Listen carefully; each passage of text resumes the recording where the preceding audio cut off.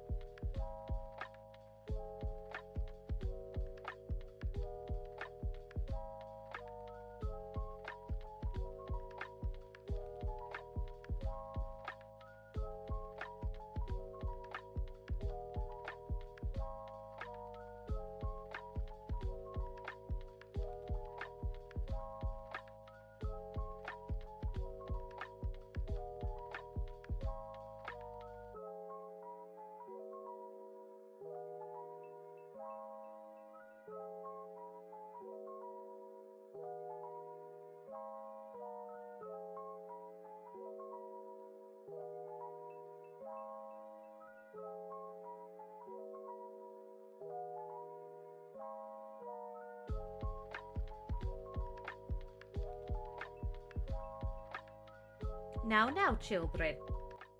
Now, children, it is okay. It's okay.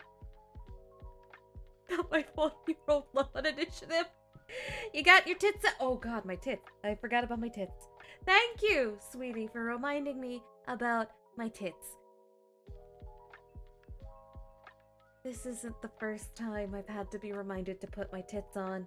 This isn't even the second time. This week I've had to be reminded to put my tits on.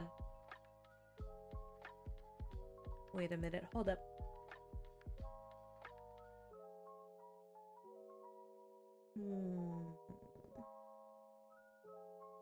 Oh, there it is. Hold up, I fucked up my tits.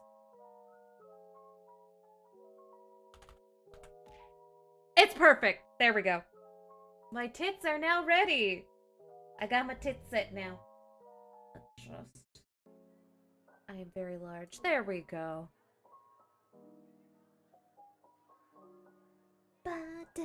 Alright, hello everybody, hello. What is up? It is me, your good bitch, Rosemary Darling, back on my bullshit. Today is Tabletop Talk. Right now I am joined by Coffee Bean and Vitreous Persona, who is the GM for the L5R game, and also one of my mods. We may be joined by others in the future, but for now we got these two, and we're gonna be talking. There is no set theme. We will just be talking about all things tabletop gaming that strike our little fancy, and that is just fun, I feel. Also, look at this adorable little live 2D Sanrio blanket. I just want to take a moment to appreciate Pum Pum Pudding's ears. Can we just appreciate these? Can we just... Oh, fuck! Fucking camera, bitch. Look at these. Look at them! Alright, let's go talk to the dipshits. Alright, dipshits. I'm about to come in like 2 seconds. I hope you're not talking about dicks. Hello. So anyway, as I was saying, penis is just amazing. Bruh. We're talking about tabletop games. Wait, there are penises. Like the penis monsters. Wait, no, we don't talk about the penis monsters. We could talk about the penis game. I will open the door and I will scream penis. Please don't. I like having some dignity. Yeah. But yes, there is no set theme for tonight's Tabletop Talk. So if there's any just burning issues about tabletop gaming that anyone has on mind at all, just go crazy. Woohoo, go stupid. Yeah, no, I'm fine fielding the occasional question from chat. Loopy here. But yes, speaking of, I'll get started. Because it recently happened to me. Are there any special rules regarding player character death you have at your tables? Now that Oh, yep, go on. So for me, it depends on the system, really.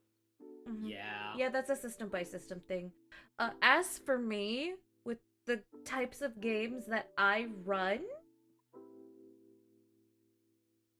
if the game is like very heavily story based, like it wouldn't make sense for somebody to come in now.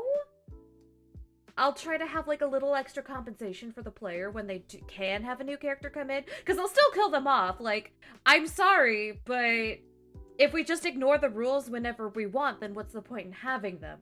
I'm sorry, but your bitch is gonna die. Also, like death, I do accept bribes. I do accept pleading, but if you don't sufficiently make a good case, like the rules are the rules and we're gonna stick by them. I'm not allowing people to see their death saving throws in my game, and if should ever happen, I plan to make each death as dramatic as possible.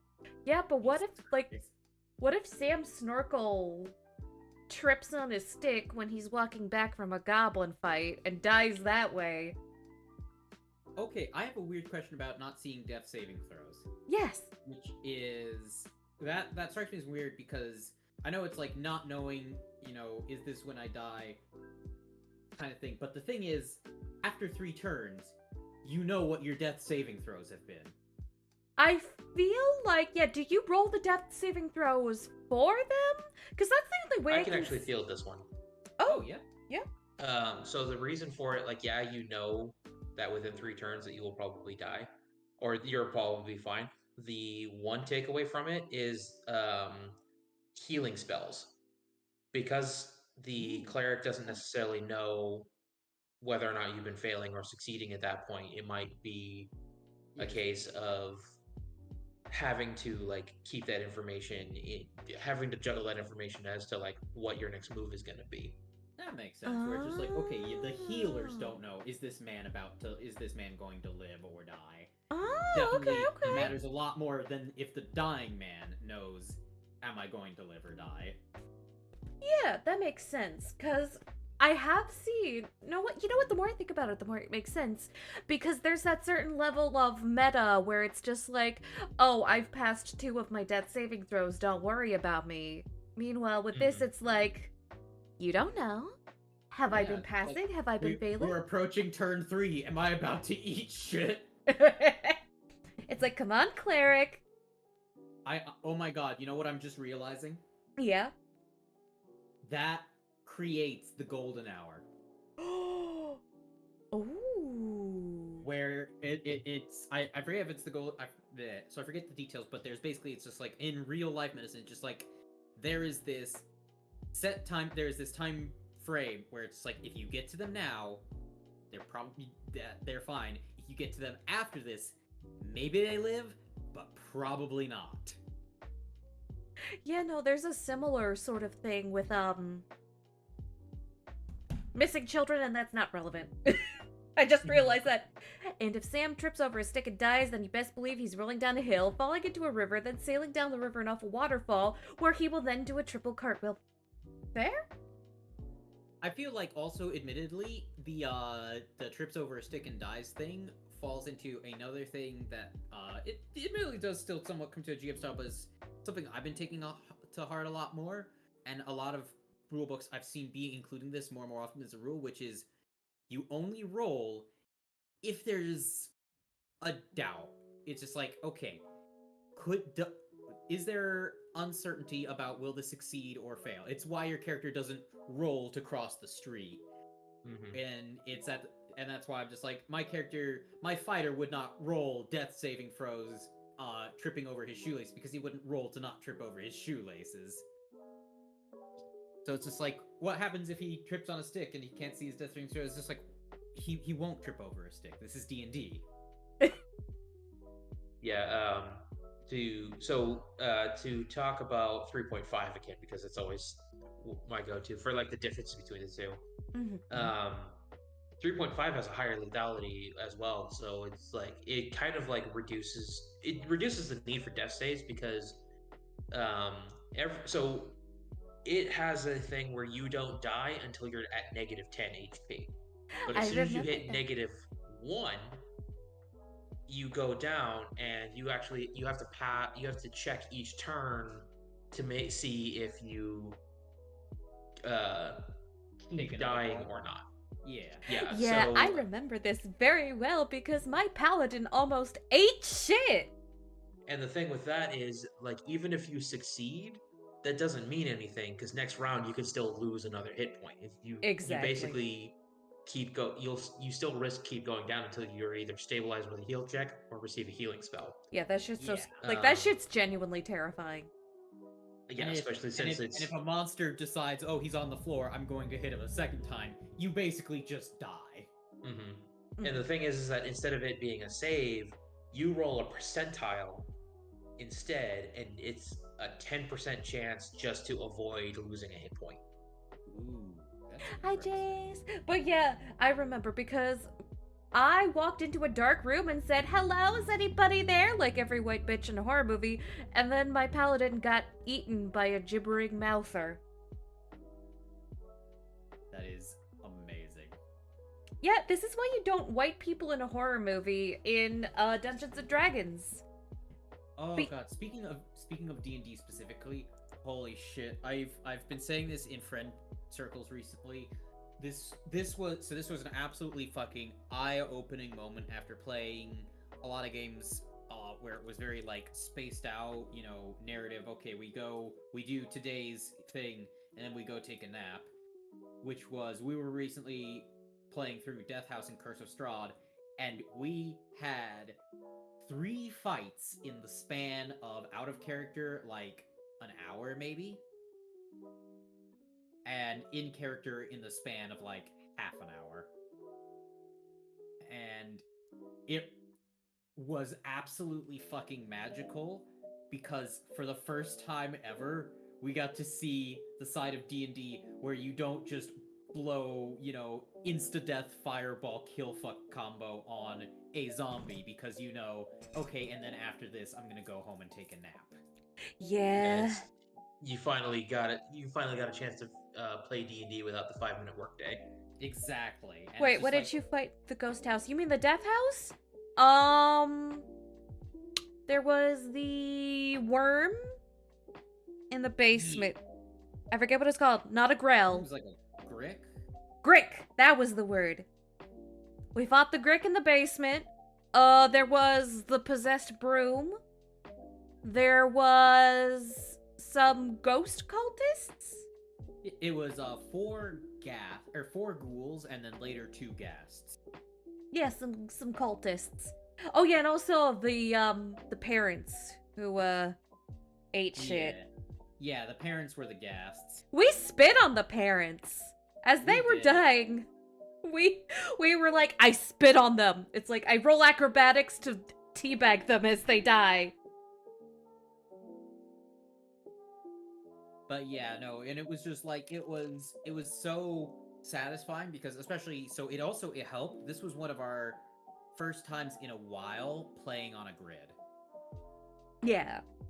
And oh my yeah. god, as people are just like, oh, grid setup, blah blah blah, we can just use it. It's just like, holy shit, when you're playing on the grid, it is so effortless to look in it, instantly know everything, and instantly decide your move and just be like, bam, bam, okay, I'm good. Let's move on. Turns went so much faster having a grid, and It was just smooth like kinda, butter. it gets you to realize D&D, you can play it without, but honestly, you genuinely need a combat map for D&D because it works with it. It was clearly built with it in mind. Yeah, like it just runs so much smoother. Everyone's like, yeah, combat takes so long, and it's like, yeah, there's a little bit of it, but like if you get the right setup before combat, then it goes a lot faster. Like it takes off like 2/3 of the time it normally would. It cuts that off.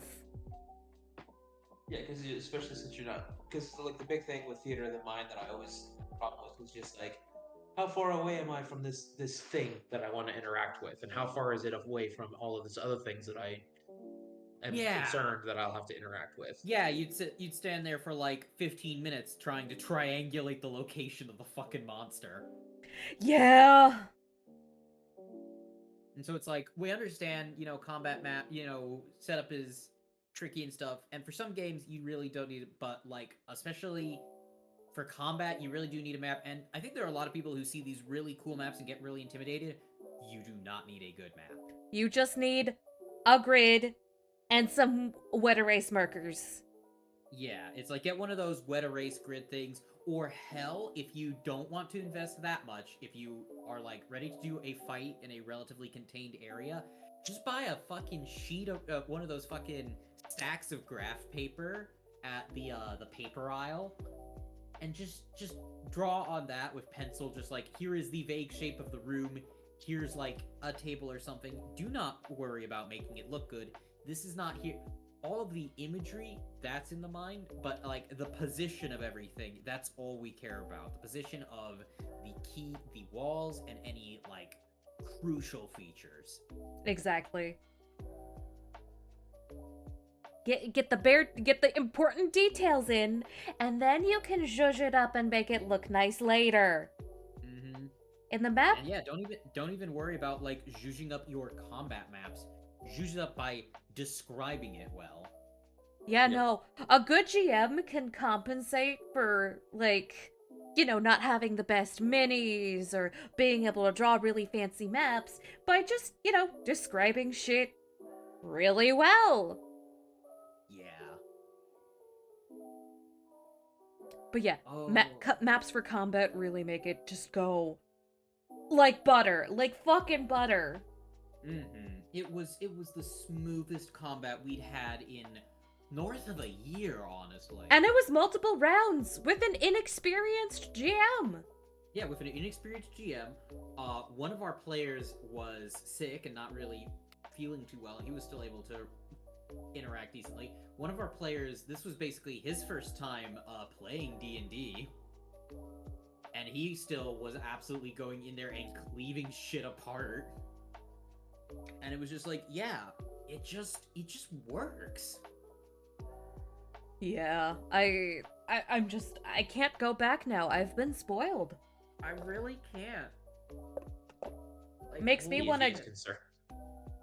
Because if we're playing like Exalted or something, it's like, oh yeah, I have the ability to jump 10 miles in a single bound. For Exalted, Yeah, for Exalted, it's not gonna work as well. Yeah, for there are a lot of games where you don't need a combat map. I will say that. For Exalted, for something like Scion, most White Wolf systems. Yeah, most White Wolf systems you can get away with just like, where are we relative to landmarks? But for like Shadowrun's probably the only game that I can think of where you need to kind of have the best of both worlds. Mm-hmm. Agreed. Yeah. Like I've heard of some crazy Shadowrun prep. Oh man, Shadowrun, I'm thinking, so my thoughts when it comes to Shadowrun maps are, so people worry about having a big map, and how complex that is to do, and my thoughts there are, if you are in a huge, area, enough that like long range on firearms is relevant, don't actually bother with a map then, because no one's going to be able to move enough to make a lot of different, like, deep tactical positioning isn't going to be as key there. It doesn't matter if the guy I'm shooting at is, 5 feet to the left of where he currently is. But if you are inside, for example, if you're like in a room or something, then I would say a map at that point becomes a necessity, because maneuverability becomes so key at those, when you're at the distance where you can actually comprehend that shit. Mm-hmm. It's like a map is important. A map is important when people are close enough together that movement matters. Mm-hmm. Yes. If you're far enough apart that like movement relative to each other doesn't really affect anything, and is instead like, okay, can I move to cover or not, that winds up using a whole different method of problem solving than, is he within my running speed?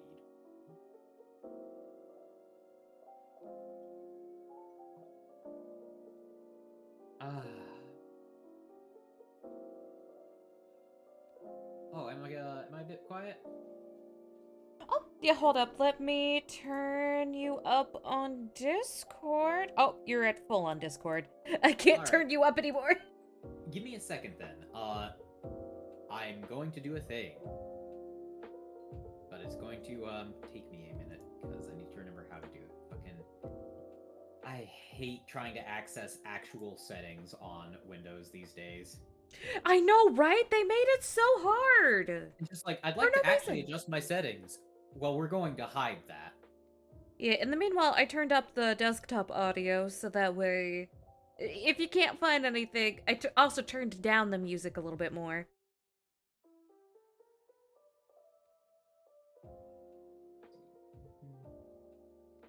We lose some of those schmoo vibes, but in exchange, you can hear the beat. And that, I think, is a good trade. All right, I'm testing at 70. Oh, you sound good. You know, I might as well actually. I'm gonna, since you've got me at max, turn me down to like 150 or some shit. Okay. Alright, I turned you down to 150. All right, how am I right now? Really good, yeah. All right, because I figure I want to be able to be hearable at something other than 200%. Yeah. So I have turned up the volume on my microphone significantly. Awesome. Awesome, awesome, awesome. Yep, I gotta turn you down on mine. Yeah. Sorry about that. Oh, That's you're how fine. it happens. But yes. The other day, I watched, they keep recommending me YouTube keeps recommending me these videos by a certain D&D content creator that I'm just not a fan of, even though I, like, unsubscribed a while ago. They're like, you want to try it again? And I'm like, okay, let's see if they've learned from their mistakes. First of all the funny people left the cast of this thing, and now it's just the one dude I didn't like. So that's fun. And he was talking about, like, these D&D horror stories, which I plan on producing a video about that, so look out for that. But he was talking about these user-submitted gaming horror stories. And at one point, he's just like, I don't get why this is a horror story. And I'm just sitting here like, really? You don't get why... I forget what exactly it was. I think it was something to the effect... Hold up, I gotta hunt down the fucking video now. I wanna know what I'm talking about. I also found the lava lamp video if anybody wants me to put that up in the background while we talk. I'd ask which channel it is, but I also don't want to like. Yeah, we don't want to pick a fight live on stream. Yeah, no, I don't know if they have a Twitch, and I know for a fact. I will send you the link to the you guys a link to the video. Don't, like, if you guys watch it, chat won't pick up on it, because, you know, they're only getting my audio. Yeah. But, I'm just putting it in general. Yeah. Yeah, no, the guy... Yeah, it got worse. The channel got worse. The channel got worse. The channel got worse. Oh my god. I am not I looking saw one of his videos that I liked, and I was just like, oh, this is kind of neat. Let me check out some more of his stuff. No, this is like he's like D&D cringe. Yeah. I hate it. Oh. Yeah, like, I forget God. what it was exactly. I think it was like... It was a low-key moment of sexism, like a DM being sexist. Like, it was low-key, though. Like, it was disguised as, like, being nice, and he's like, I don't get it, he's just being really nice. And I'm sitting here like, of course you wouldn't get it! You weren't born a woman! If a GM did that to me, I'd be fucking terrified! Shit! But God, yeah. I'm glad I haven't seen that. I'm not going to click that link. As you can That's probably tell fair. from my pained reaction of even seeing the name. I will say the thing that caused me to, like, I'm checking out his videos, and I saw a second, so I saw this first video, and I was just like, oh, this is really cool, looking at, you know, interesting ways to encourage an interesting set of, better behavior that I kind of like, and I like this. And I looked at the second video, I'm just like, oh, wow, this is a profoundly bitter individual. And then I looked at a third video, and I was just like, wow, you're just making up a guy to hate. Oh yeah, classic straw man. Oh, Like, it was strongman the arguments. weirdest strongman. I'm going to, since I don't want to name drop who this person is, and I'm being like, we will probably want to leave this general topic soon so that we don't have to do name drops live. Let's call them Steve. Steve.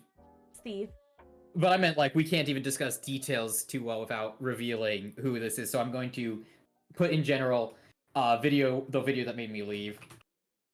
And the name of it anyway, the concept. Mm-hmm. And then I'll go with this is usually when I talk about theoretical players, it's usually actual examples from actual players that I have seen or played with my own eyes. Yeah, that like video. Dave. Yeah, no, it was. Yeah, that's the thing. Is like there is in life. So okay, this is general life advice. Do not make up a guy to be mad at. Yeah, you're just gonna make yourself mad for no reason. Yeah, There's plenty of and that's- actual people to be mad at, but like, Yeah, you don't gotta a invent a new no- guy.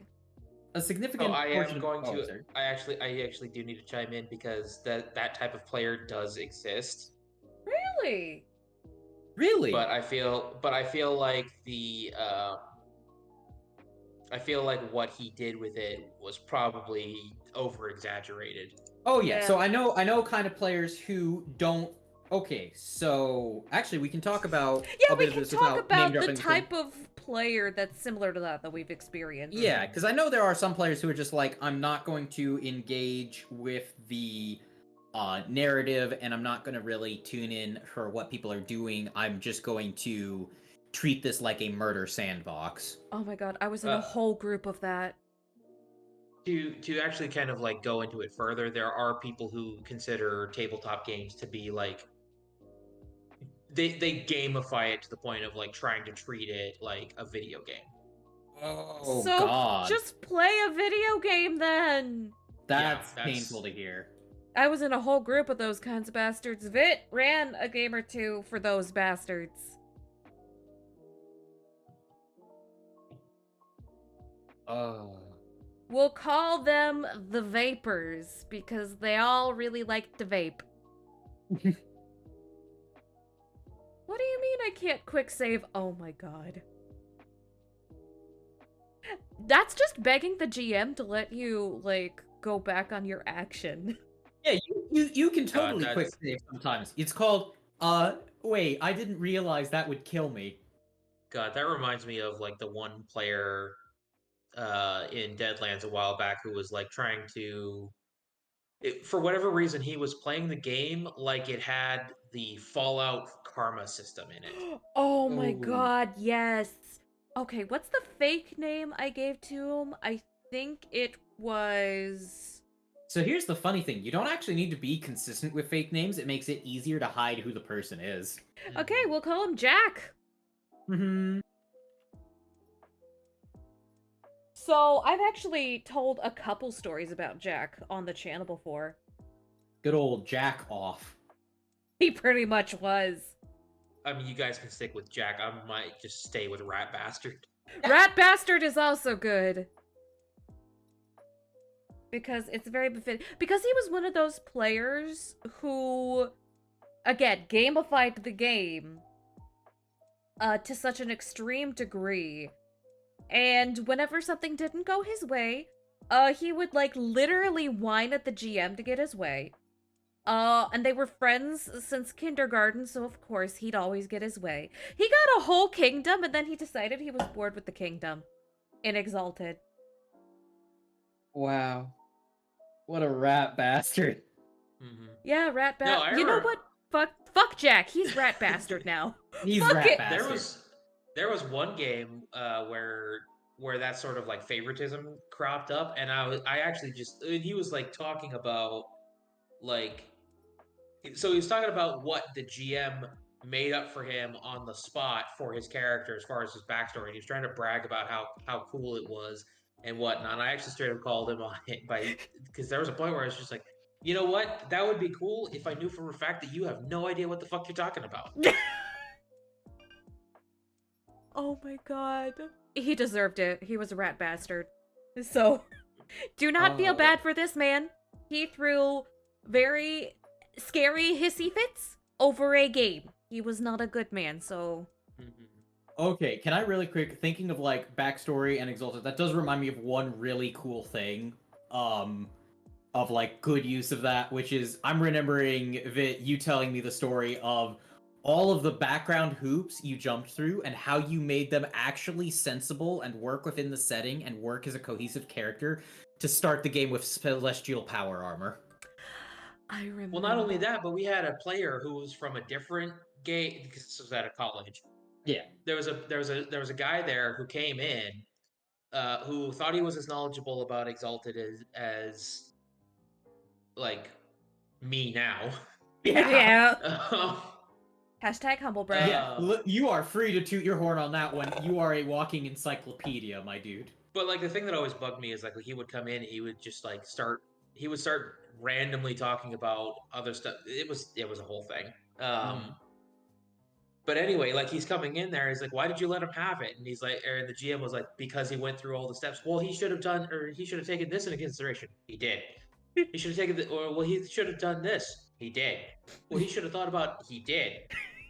I think like, I was there for this. I think I saw this. It's like, well, what about? It's like, no, you don't understand.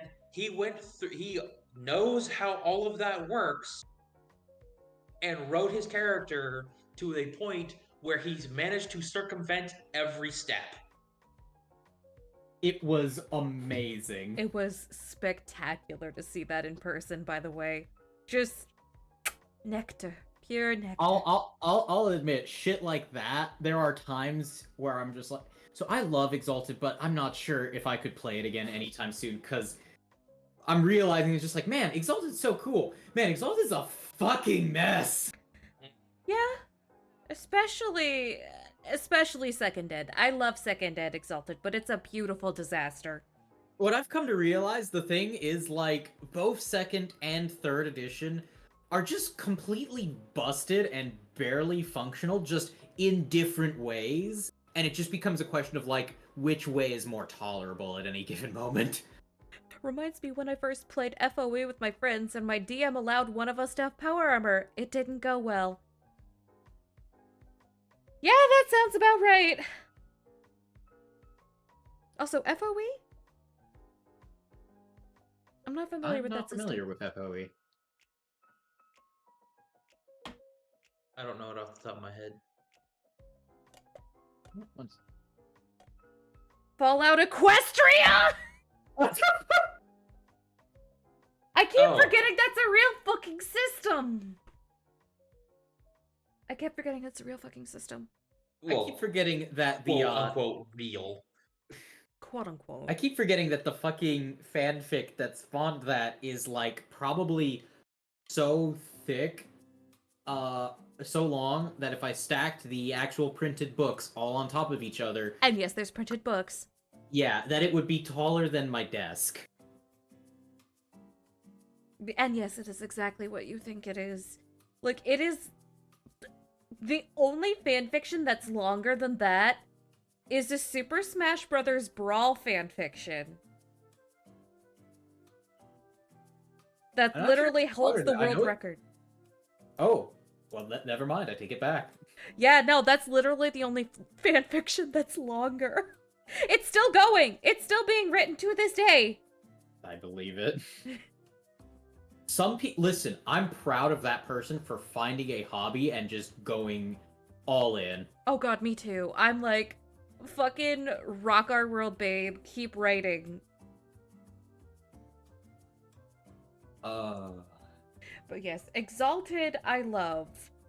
I love playing an Exalted, but getting an Exalted game going and then it not falling apart within the first 5 sessions is so hard. Yeah. God, so, okay, so I'm torn Okay, here is a stance. Here's the stance I have kind of reached looking at. Um,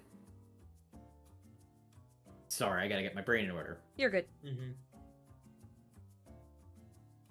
So, just talking about combat for a moment, my current stance, born from having been both a player and a GM and growing frustrations on both sides of the equation. I'm just going to talk about Exalted Combat for a moment. Second edition is broken because you get so powerful that it doesn't matter, that anything other than a perfect defense doesn't matter, and a perfect defense kind of it validates everything. So it's broken in the sense that the pieces add up in a way that doesn't, I think, give the intended result. I find third edition combat broken in that the core rules don't quite give the intended result, with the issue of just like, if I stab that guy over there, I can kill the guy on the other side of the room. Yeah. And that was legitimately a problem I had running a third edition game. I'd always been like, it's not that bad. When I'm just looking at it, I'm just like, but it wouldn't be. And then I had the issue where Murloc was in like a freaking honor duel with Murloc was basically holding the line, dueling this one person, and Zakaric had been fending off an assassin. And so he did a couple shots on the assassin, and then he and then he turned around and used the initiative he had built up to instead one shot and defeat, not kill because you were at school, the person that Murloc was dueling. And it's just like, Zakaric hadn't been involved in that fight at all, and that character had not been injured at all, and Zakaric just turned around and killed him. Yeah. And that, And I I'm think, like, was the breaking point of that game, too. That was about where I started breaking, and also the breaking point was when I introduced an NPC, but they were a slight distance away, but they were coming to fight you, and they got like basically headshot from like long distance, and I just went, I can't actually throw anything at you guys because it dies instantly, and that's Oh yeah, that was. Sorry to like talk about Exalted Combat for a second. I was remembering Yahiru. Mm-hmm. I remember And the hero.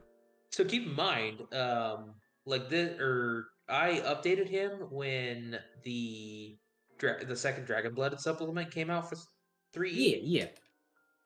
And uh, there's an awareness charm in it that like helped his build so much to the point where it's like, oh, I can have Yahiru make a decisive attack in the first round of initiative. Yeah. And it really Which was insane. Yeah, it really was the problem. Like, I think so. The thing that keeps me from going back to Exalted is I love it. I love a lot of the parts. I love the stories it can be used to tell. I love everything.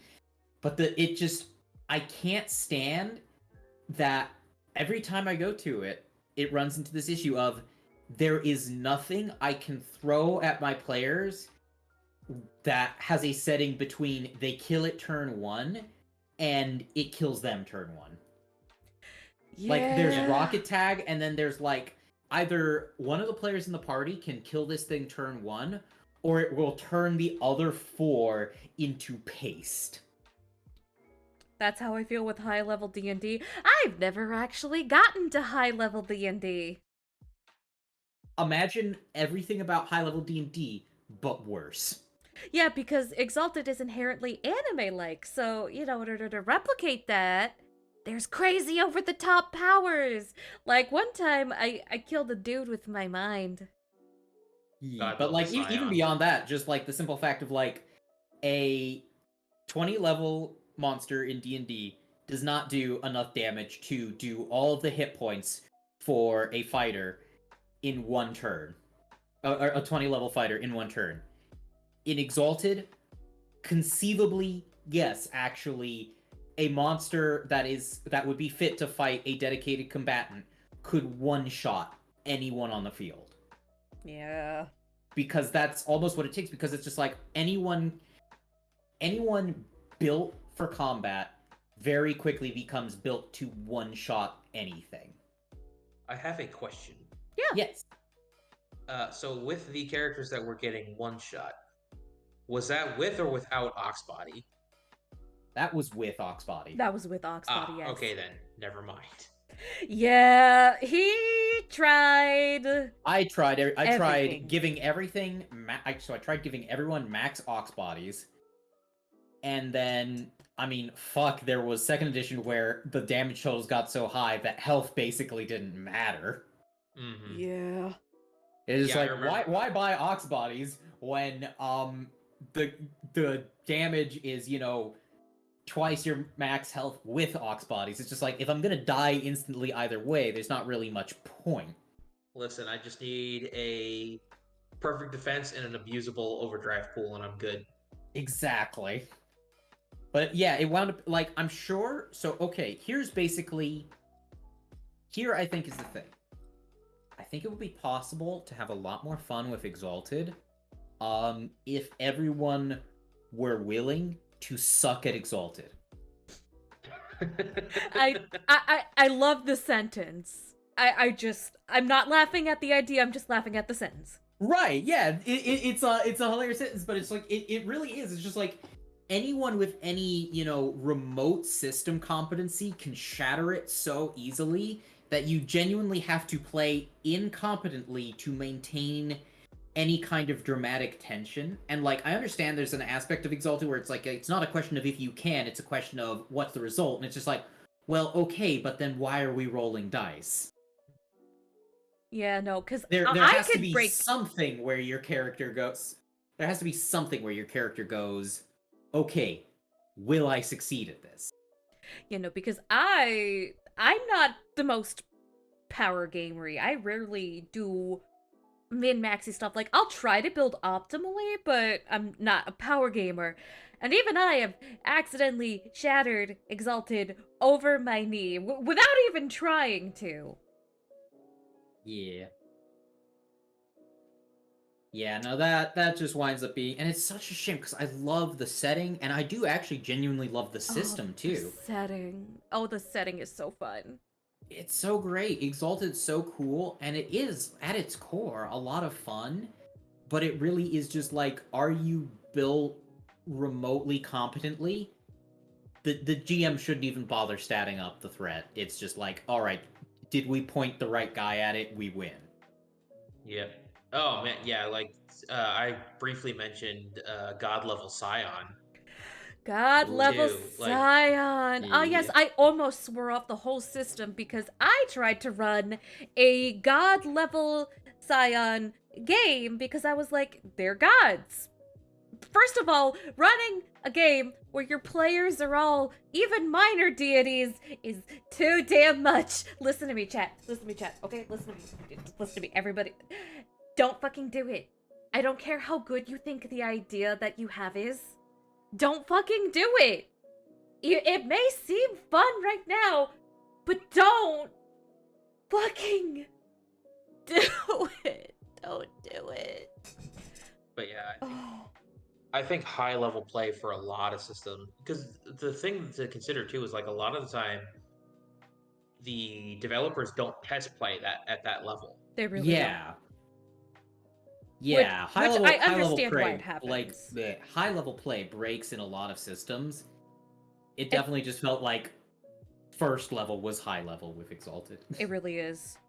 It's cool in theory, but how do you challenge gods except with other gods? Well, it was God v God combat, but it was still extreme rock attack. And they also started rewriting reality itself. Like, I would do a thing and it literally wouldn't matter.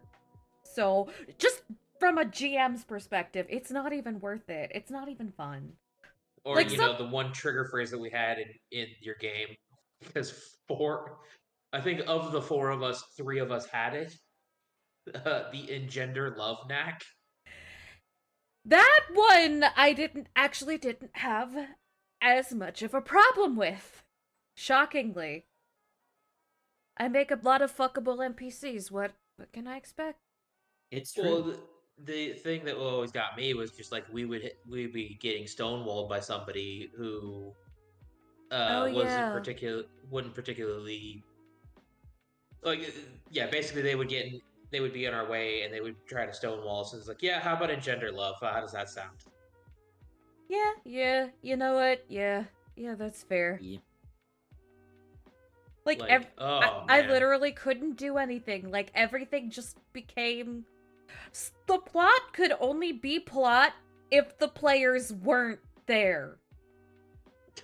Because once the player characters showed up, the plot would stop being plot and start being whatever the fuck they wanted it to be. So yeah, don't do it. Yep. I don't care how good you think your idea is, don't do it.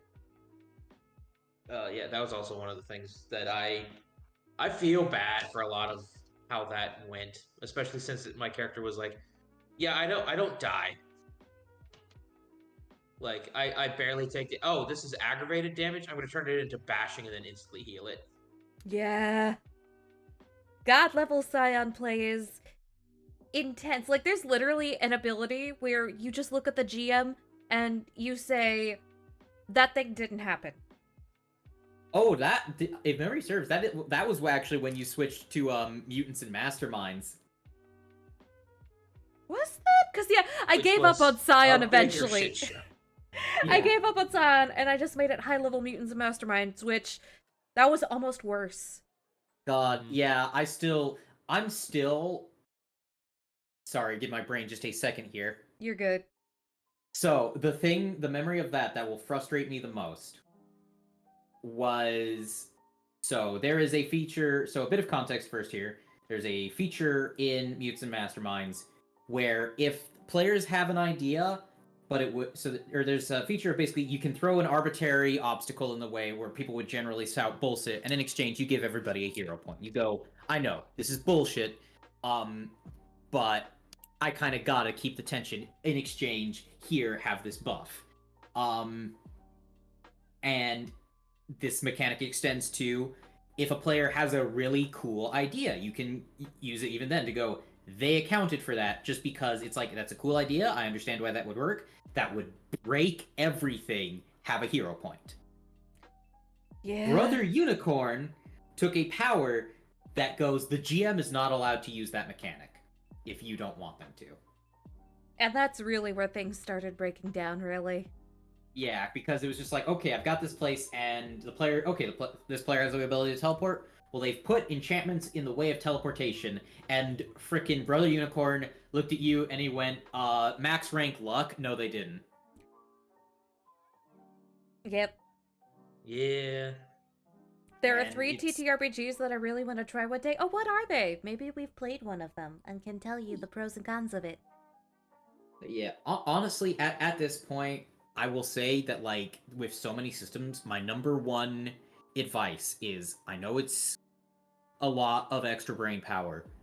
Players shouldn't be creating characters unsupervised, and the GM should absolutely be allowed to go, this is neat, but this would break everything. This won't work with this game.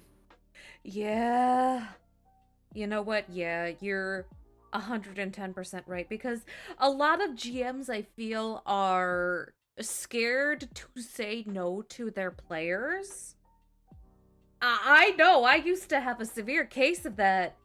And that pretty much was shattered after the God game. After the God game, I was like, you know what? It's okay to say no sometimes. Because if I don't say no, things go to shit for everyone. Because that's the thing. We're just trying to keep things fun for everyone. Yeah. And when things start breaking, somebody's gonna get left out of the fun. And half the time it's me, the GM. The thing that I always look at when I'm making a character, you know, in the rare cases where that happens, Yeah. so like with mutants and masterminds, I always, because with mutants and masterminds, even with like the default, this is what everybody should start at. You can easily make a character that goes, yeah, the sun doesn't exist anymore. Yeah. And the challenge with that is to basically, yeah, that was the thing that always bugged me whenever people, it's like, oh, mutants and masterminds is so broken, you could just do that, and it's like, The point of Mutants and Masterminds isn't to do that, though. Like, you actually should be trying to go for a more narrative-built game. Yeah, there are a Yeah. lot. Yeah, it really is like so often people are just like, well, I can create the strongest character, and it's just like, but did you create a engaging character? It's just like, did you build this character because I'm like, I want him to be able to, be cool and interact with this kind of narrative, or did you build this character because I'm like, hey, I think it would be funny if I stopped us from having a game. Which a Yeah. lot of people try to do. Like, I feel like this is where a lot of people have beef with power gamers, and then the word kind of started losing its meaning because they lost sight of the true problem with them. Yeah. And a lot of people take it to mean anyone who try to build optimally, and it's like, no. Where power gamers are a problem is where they try to say, this part of the game doesn't exist, or the game itself doesn't exist. I have created a black hole from which no fun escapes. Yeah, it's like, I have grown so strong, we do not have a game. And it's just like, well, then what are we going to play? Yeah, Yeah, it's like, the difference that I always put it with that is the difference between a power gamer and the munchkin. Yeah. Because the Yeah. munchkin's the one that's like, the munchkin's the one who's looking at it. It's like, this is a set of tools that I can use to just delete everything in my path. And the power gamer is, I want to be able to still play this game, but I am still going to build a character that's optimal in this setting, or in this setting, in this system. Like, I think it was power gamey, so it was good power gamer when we were looking at potential 3.5 stuff to be building Lord Clang of fucking, all right, what is the largest greatsword I can possibly wield? And we figured out how to build a character that could hold that could use a sword the size of a truck. Mm-hmm. And it's just like, anything that hits dies. and see, But that it wasn't like, that wouldn't circumvent every single problem ever existing. It's just like, yeah, it's strong, it's really good at dealing with the situations it's built to deal with, but it doesn't just circumvent the game. Yeah. Also, I have not heard of I didn't even know Ruby had an RPG system. I'm kind of scared, to be honest, because Rooster Teeth hasn't exactly been producing gold lately. Is the system any good? I don't think it's official, because I remember a Ruby RPG being thrown about back in season 3, but I'm not 100% certain. Oh yeah, it's Fanmade, yeah. Greatsword the Yeah. size of a truck? Guts, is that you? See, that wasn't a sword. That was just a piece of metal strapped to a stick. see, that's a reference. That's a reference. It's a hunk of, it was not even it could not be called a sword. Or a hunk of iron on a stick. Oh, yeah, no, this was like, God, what was it? It was a half Minotaur Goliath with monkey grip. Oh, yeah, my character, Yeah, the yeah. thing you were the thing you were like offering Murloc as a backup. Just like, so okay, so I wasn't a half Minotaur Goliath. I was just I was a half Minotaur orc when I was making my character. You can't. oh no, this was a separate thing. Well, okay, so the thing that I'm looking at with that, Because it though, is, wasn't like, the your difference. Oh, okay, yeah. This was an idea that was being floated to Murloc if his upcoming dwarf died, of like the hilarious stacking of half Minotaur Goliath, because Goliath let you wield a size up, and half Minotaur made you a size up. Yeah, and then full blade and then monkey grip to wield a size up, and then full blade, which was effectively a greatsword, a size up. Yep. Which is so it funny. Came out to a gargantuan greatsword. That is amazing.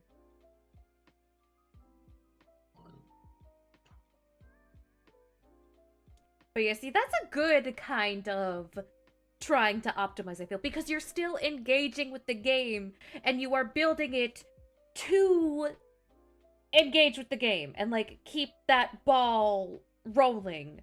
Whereas a lot of these people that we keep bitching about, they're trying to circumvent the game and delete the game or prevent the game from existing, and it's like, do you actually want to play?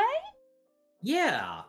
God, that really is kind of what it comes down to a lot of the time. Is like, hey, do you want to be here?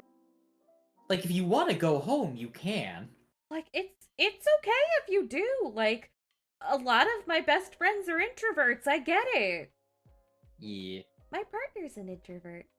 Hi, that's the reason you don't see me around here too often. But yeah, Well, it's I think another way to like, potentially phrase it. Sorry, I have to get this because it's been actually coming up in a lot of systems that I've appreciated recently. So it's the question of being a powerful character within the narrative or being a character designed to break the narrative. Yeah. and well, in addition to that, though, is that you got some people who it's like instead of trying to break the narrative, they just want to murder hobo all over everything too. Yeah. Yep, that's another So it's example. like- Which to me counts as breaking the narrative. It's just like the narrative is we are a band of heroes, not we are bloodthirsty fucking scourges upon the very landscape.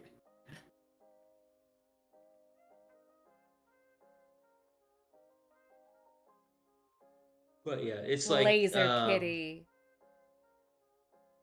But yeah, if you have, and the thing is, the way that I look at it is, it's not wrong to have a game where it's like the only thing that you do is you show up and you blow everything up. But it's like that's sort of like draws on the whole making characters uh, unsupervised too. Is like making sure that they understand like what the goal or what you guys are trying to get out of the game too. Yeah.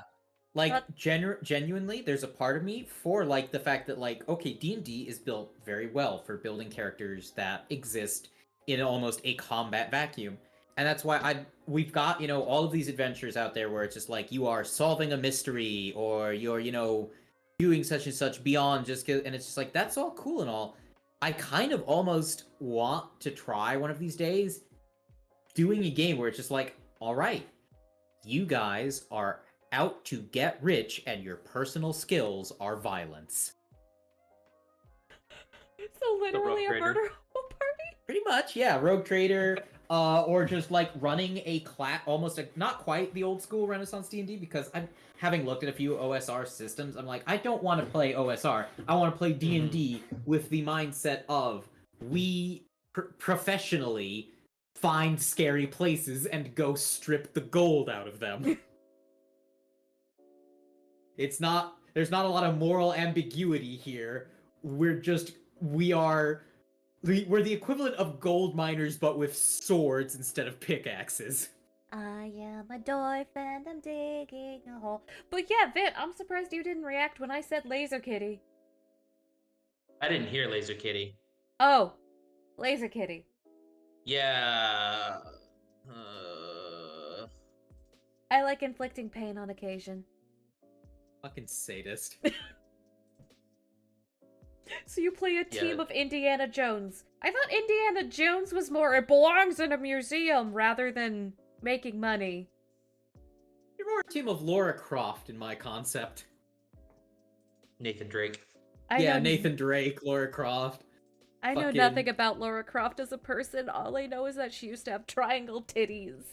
She has triangle titties, she's rich as hell, and she doesn't care that tigers are endangered. Oh man, that's Swift! another ridiculous thing I remember.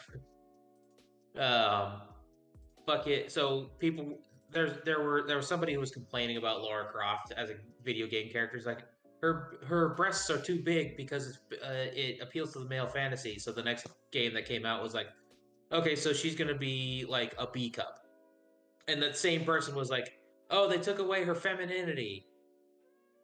Pick It's like, a bro, struggle. you just want to be angry. Pick a struggle.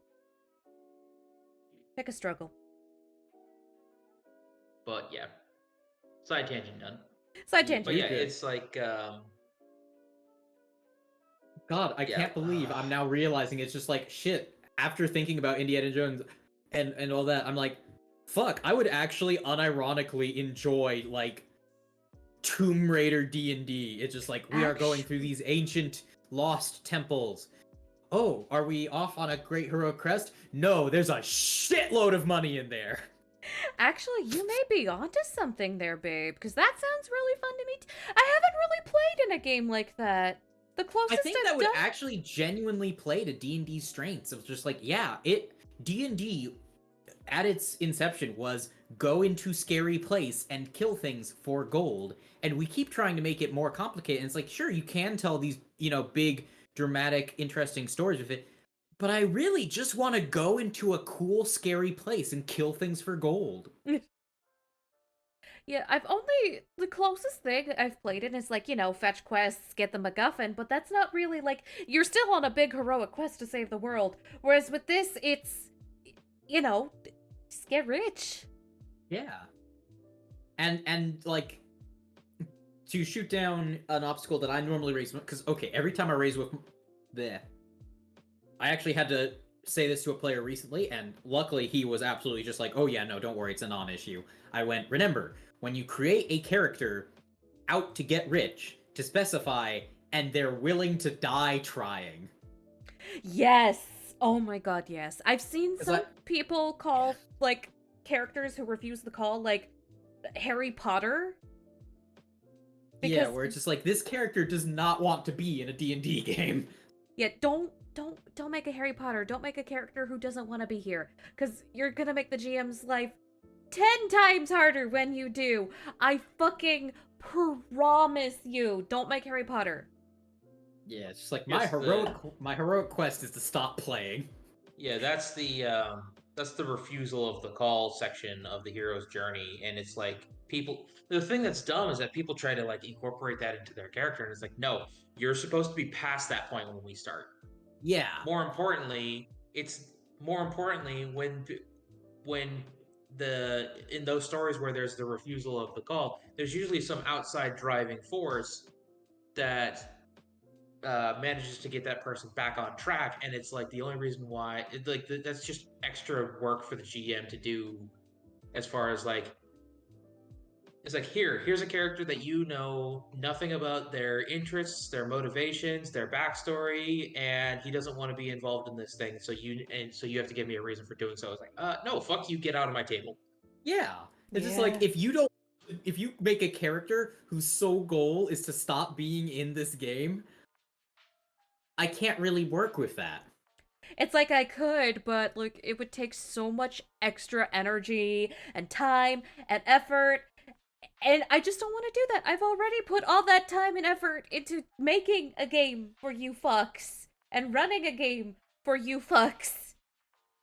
Yeah. Because I've seen a lot of characters where it's just like they're willing to kill, but they're not willing to risk their life, and it's just like a D&D character needs to be able to risk their life, because otherwise the only challenges I can throw at you without the reaction being I go home are challenges where you will obviously win. So whatever is motivating you, you need to be willing to risk your life for it. Not necessarily willing to die for it, but willing to risk dying. Mm-hmm. And Fallen says characters should be wanting to go adventuring, even if it's just so they can go back to their previous life by the end of it. See, that's fine. That's great. Like, my first character's whole goal was, bring back a dead fiance. Go back to previous life. Have a nice man. Have a dog. Dog I'm got sorry, broke. this makes me think of the place. So it's not strictly tabletop, but I'm like, this actually is, looking at that kind of ideology in tabletop. I'm just thinking to myself, I started reading Chainsaw Man yesterday, so I'm nearly done today because I cannot read things at a normal pace. I binge like a madman. And it is this concept of a man whose dream is 3 hot meals a day and a bed, and is absolutely willing to fist fight Satan for it. See, I love that. It's just like, your goal can still be a small, peaceful, comfortable life. You just still need to be willing to fucking go fight the devil for it. Yeah, no, ideal D&D player right there. Honestly. Also, yeah, Josh posted a snippet from one of the factions for the Secret World RPG. I can't bring it up without it, taking over my screen right now, so I'll read it later. Thank you for posting that. I just wanted to acknowledge that, yes, I did see it, and I will read it.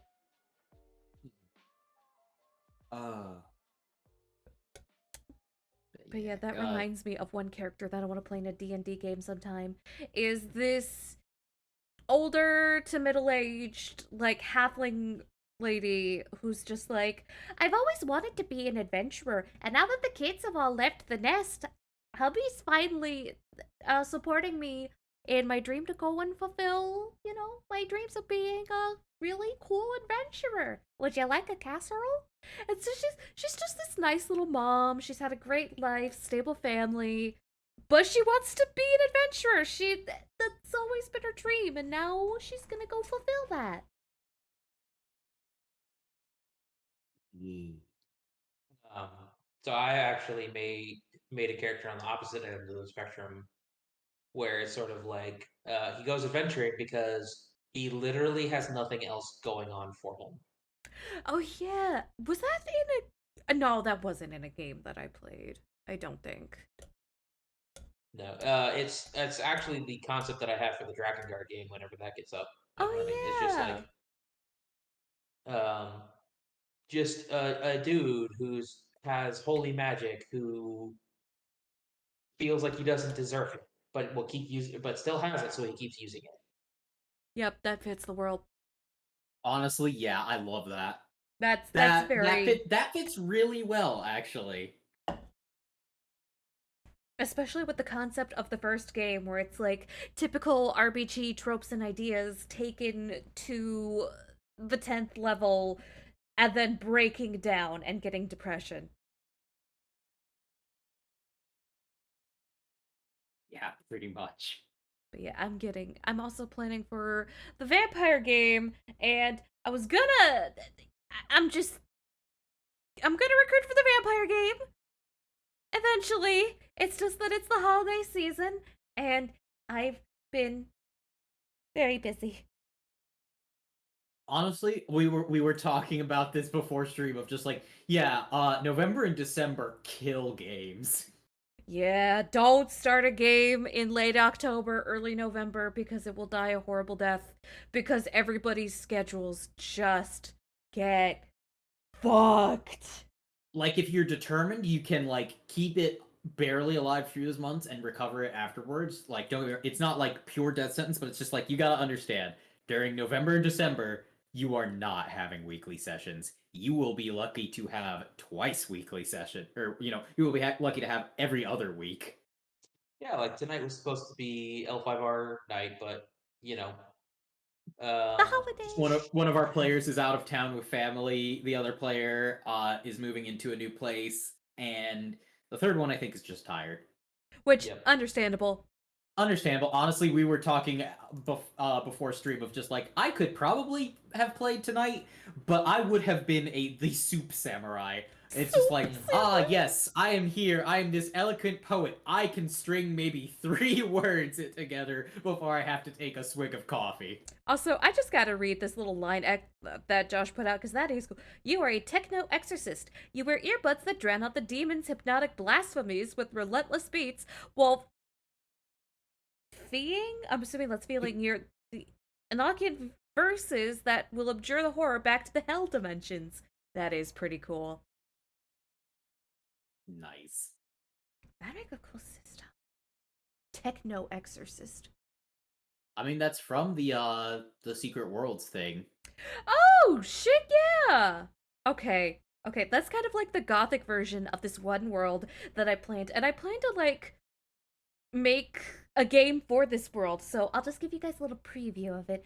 Basically, the genre is called like bubblegum neon. It's basically cyberpunk, but not depressing. Like it's pastel colored, things are actually okay. Like not perfect, otherwise there wouldn't be a game, but things are good. Things are looking up. And so it's a bubblegum neon setting where people use music to fight off giant shadow demons. Hell yeah. Okay, God, Rose, you have got to look up Symphogear one of these days. I've heard that name put around a couple times. It is a like 10 minutes into the future kind of show in which magical girls use music to fight shadow demons. Oh, I gotta look it up now. I haven't even seen it, so I promise I'm not stealing. Oh yeah, no, and there's a lot of differences. I'm just immediately just like, hey, if you like that. That I do like that. Also, yeah, you're welcome for introducing y'all to Bubblegum Neon, by the way.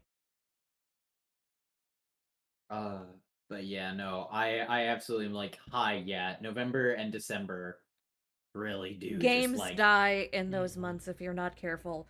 Which yeah. I feel like our current ones, will be okay until January. And even then, the So first part of January can be a little fucky for games. so I had a realization Mm-hmm. about part of what that is, which is the people. So if you've got people you only talk to and only hang out with during game night, that game will not survive November and December. Oh god, Like yes. that will not come out of hibernation. It will die because there's nothing actually holding you two together when you're not gaming.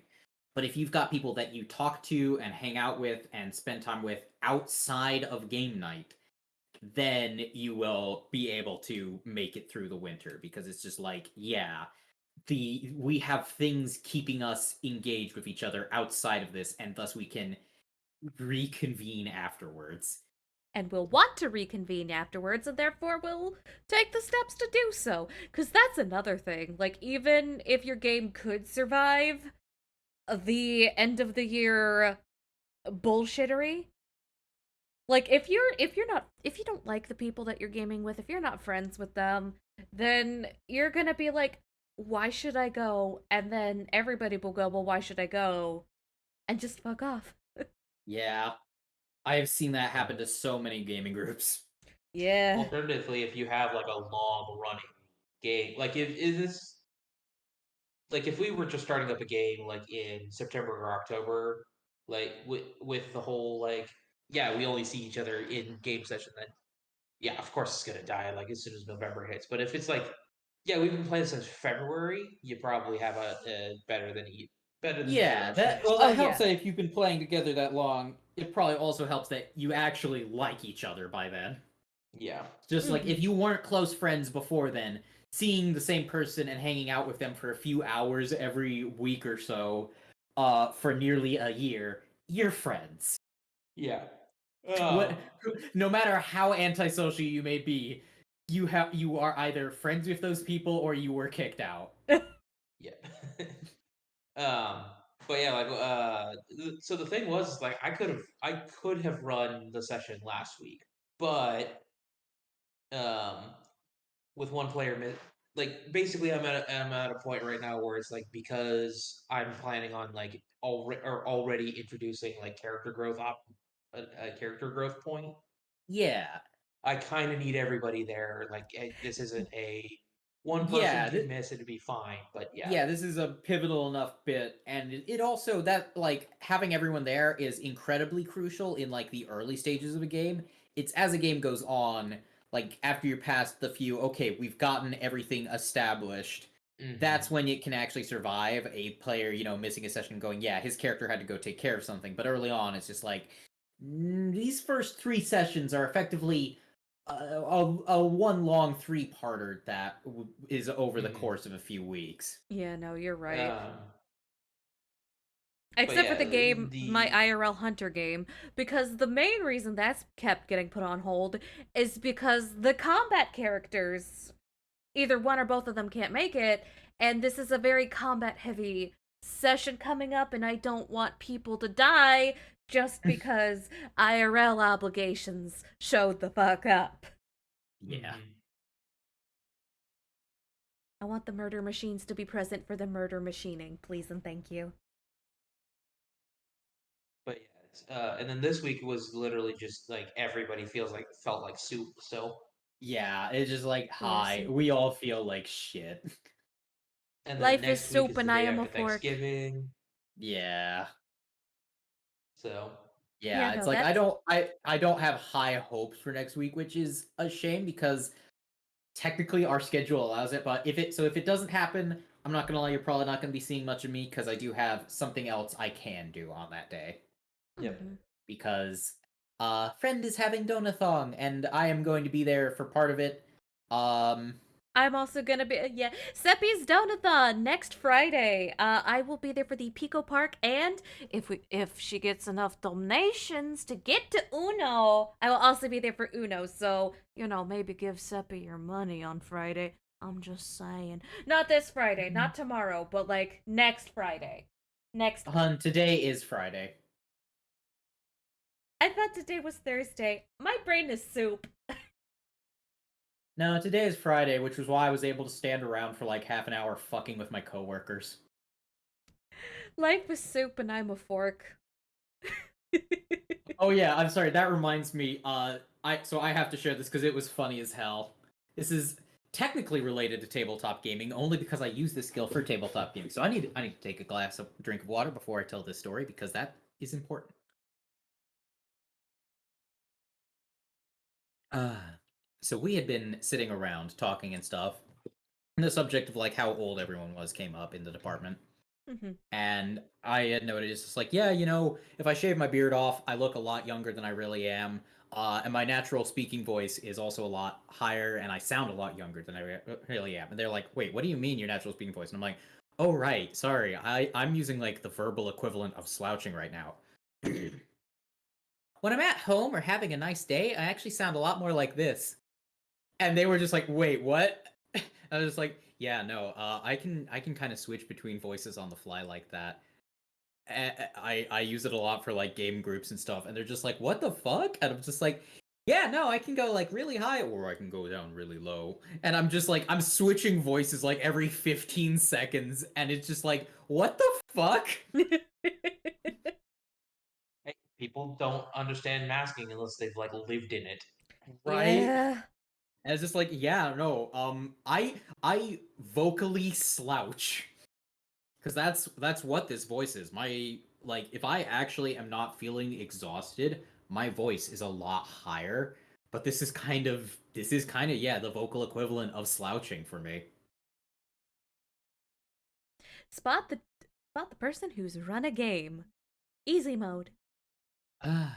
Yeah, no kidding.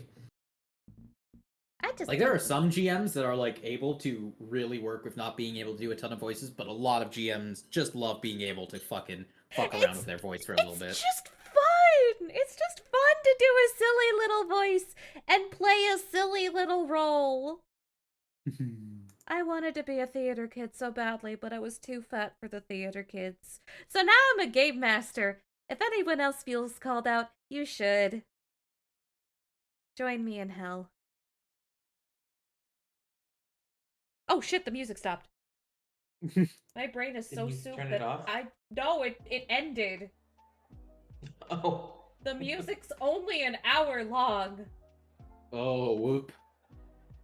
Yeah, I forgot to turn on the loop. Even more evidence that my brain is soup. So if I seem tired in the coming months, it's because I am. I'm exhausted. The holidays are exhausting. Yeah. Especially Well, when you actually talk to your family. like I was talking about before we started, just like daylight savings time threw a lot of shit out of whack too. Oh my god, yes! Yeah. Oh. So, like I was like, oh right, shit, Kali's in Australia. He doesn't have to change the time. Yeah! Although time So it's zones like, in Australia are anxiety inducing. God, yeah. Have you guys seen a map of. I'm asking chat because I know you guys have seen the map. Chat, have you seen the map of different zones in Australia dealing with daylight savings? Oh my god, the Australian time zone map looks like a fucking Escher painting. Hold up, yeah, I found it. They just called it time in Australia, and, hold up. I'm gonna show you guys this. For those of you who haven't. Like, what the fuck is this? What the Christ. What the fuck is this supposed to be? The fact that their time zone map has to be separated along the fucking up and down as well as left and right. And then there's this weird fucking corner here. That's the part that pisses me off the most, I find. This corner. Yeah. Oh my god, I know that's not relevant to games at all. I just had to bitch about Australian time zones. It actually was, because we were bitching about, like, what impacts game scheduling. And if your guys' gaming groups are anything like mine, there's a bunch of mentally ill, non-neurotypical people in your groups. So Wait, there are sometimes the players that weather. aren't? Yeah, no, you gotta be at least a little bit neurodivergent to appreciate tabletop gaming, I feel. But that's just my opinion. I could be wrong. I think it's kind of the similar way that you've got to be at least a little neurodivergent to be a VTuber, where it's just like, no one fully together could keep this shit up for long. Yeah. My game group has someone from Denmark, Sweden, Philippines, the US, and Canada. Oh my god, You I'm so poor... sorry. Okay, wait, are they currently in those locations? Because I'm like, time zones, you poor bastard. I'm so sorry. Your scheduling must be on extreme mode, like hardcore mode. Yes, they're in those locations. I'm so sorry. Oh, that hurts to hear. It's like we struggle to schedule around the workday when the workday generally takes place at the same time for everyone. Yeah. So like we've got it on easy mode and we're still struggling. We were talking, actually, this is an interesting note. You realize if everyone has like a, work weekdays and then have the weekends off, you immediately think, oh, you just do, tabletop gaming on those days, and people are just like, no, I want that day off. When we play on Saturdays, those from Scandinavian are like 8 p.m., US Canadian are 1 p.m., and Philippines is 1 a.m. Holy fucking shit, that poor player from the Philippines. Jesus Christ, poor bastard. Oh, but yeah, no, that's definitely a thing that comes up, is like, you can't even just consistently go, well, we all have that day off. It's just like, yes, and I'd like to use it for things. Yeah, I'd like to, I don't know, maybe go grocery shopping or just sit in my house and have a coma. Yep. Oh man, just full is like, yeah, I scheduled nothing for this day. Well, then you can do it whatever you want. It's like, no. I mean, I labeled the block of time nothing. Yeah, exactly. Taking time off is super important in the modern era, y'all. You really gotta. You have to recover just from the stress of being alive. Sometimes you just gotta lay on the couch and do nothing, and that's just as important as cleaning your house. Listen, 5 feet behind me, I have cushions arranged in a nap corner in my office. I love the nap corner. If you ever need any more pillows and blankets for that, let me know. I'm actually surprisingly good with my current setup. I remember the other day that we were joking about how like people who are polyamorous are like god tier at scheduling. Yeah. And so what's funny is that there is a lot of overlap. Like it's a bit of a meme, but there really is a lot of overlap between playing D&D and being involved in the BDSM community. I can't really dispute that. Dungeon masters, scheduling, needing a lot of equipment. God, you're right. Holy shit. Going through a lot of prep work and setup, making sure that after everything's done, you clean up and make sure that everybody's good. Aftercare. And compare like how you can make things better. Also a safe word. If you're not a shitty gaming group. Yeah, no, genuinely, like, having I'm not okay with the situation is pretty important for a gaming group. Yeah, let people tap out. I remember we actually had that happen in our hunter game a while back, where like Rose was doing some mind game shit, and I was just like, I'm not actually mentally equipped for this, and it's just like your character wakes up before everyone else. Yeah, no, I was like, Yep. okay, I'm not even gonna have you roll, you just wake up, everybody else, you're still in the weird dream world. And I Yeah, let it's him like- know what reality was like. I let him just skip out. Yeah. Because And I, while everyone else was dealing with dream world shenanigans, I'm like, cool, I'm gonna go grab like a glass of water or something. I'll catch up in a minute. So that's actually important too, because like I actually have that plan. I have a plan for that with L5R coming up too.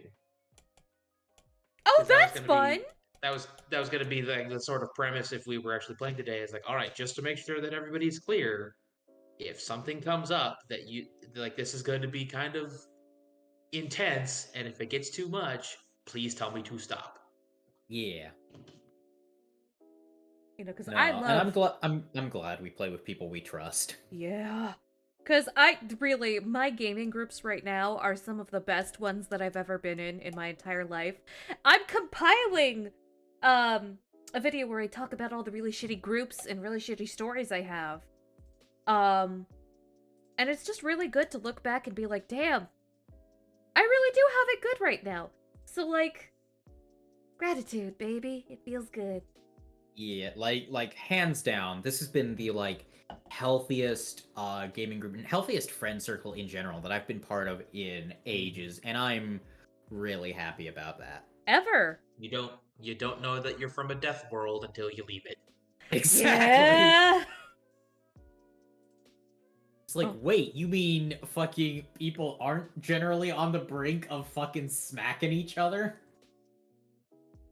It's just like, no, go get some actual friends.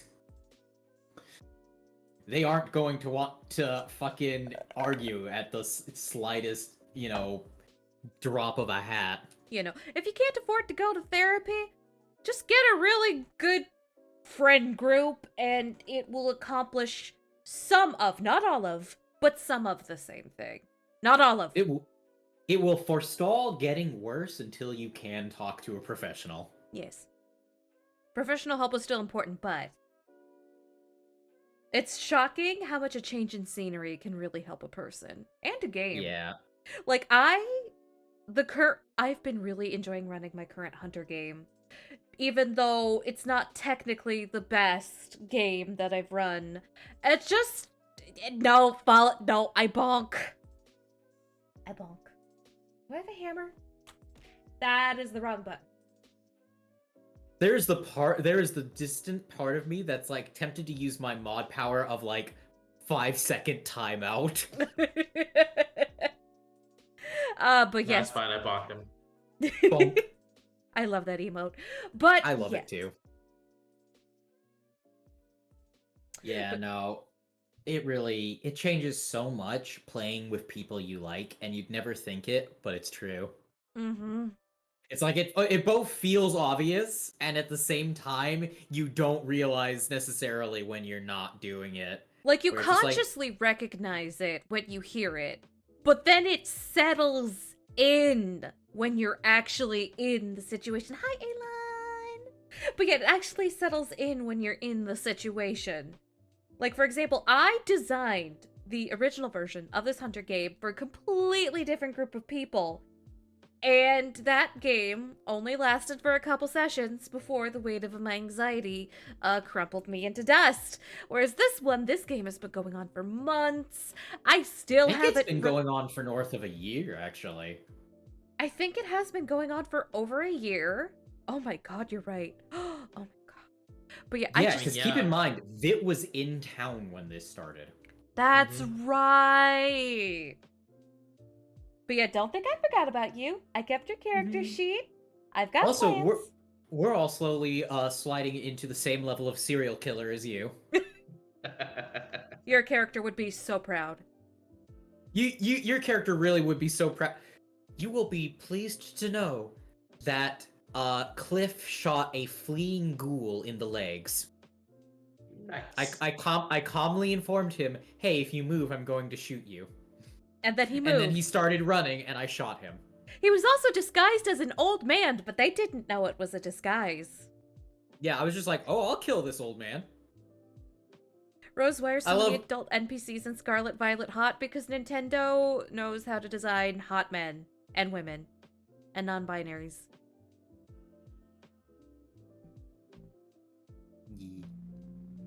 Oh man, I will say the one thing I both miss and do not miss at all, that like almost it had to be so it was definitely an experience that only really worked when everyone involved was in college, which was the idea of D&D night that went until like 3 in the fucking morning.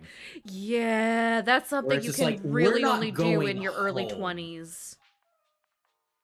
Yeah, it's just like early 20s, we all get together and we get out the air mattress and someone falls asleep on the couch and session. I remember one time I was visiting and session ran long and it literally ended when the majority of the party was actually asleep at the table. Oh yeah, because Like I remember Vit was there for this and I remember just being like, is Vit asleep? And it's just like, of course Vit's asleep. I fell asleep an hour ago and just woke up.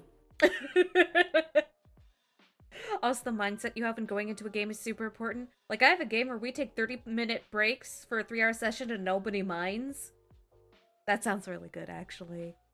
Yeah, being able to like take a breather partway through. We tend to kind of do that, not intentionally, but just like, okay, we've got a minute of breather. Everybody get like a glass of water or something. Get some water, get a snack, go pee. Yeah. Or even on the rare occasions where it's like, okay, so we're in the middle of game. Fuck, I'm hungry. I'm ordering food. Yeah. And then get it done. It's like, okay, it'll be here in like X time, and then it's like when that food gets there, that's when we start. All right, it's time to start like taking a break to like. So like for me, it's like one of those things where it's like I don't mind like these short sessions, but like I really do miss the show up, play for like 8 hours.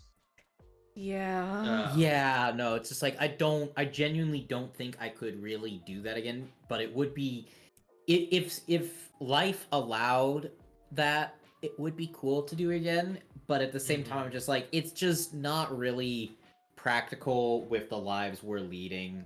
It's not really feasible. Which is Fucking a shame. capitalism. Yeah, it's a shame because it would be so cool to be able to be like, yeah, come on over. If you don't think you're good to drive at the end of the night, we've got a lot of couch. We do have a lot of couch. Like, we can host several people for a night.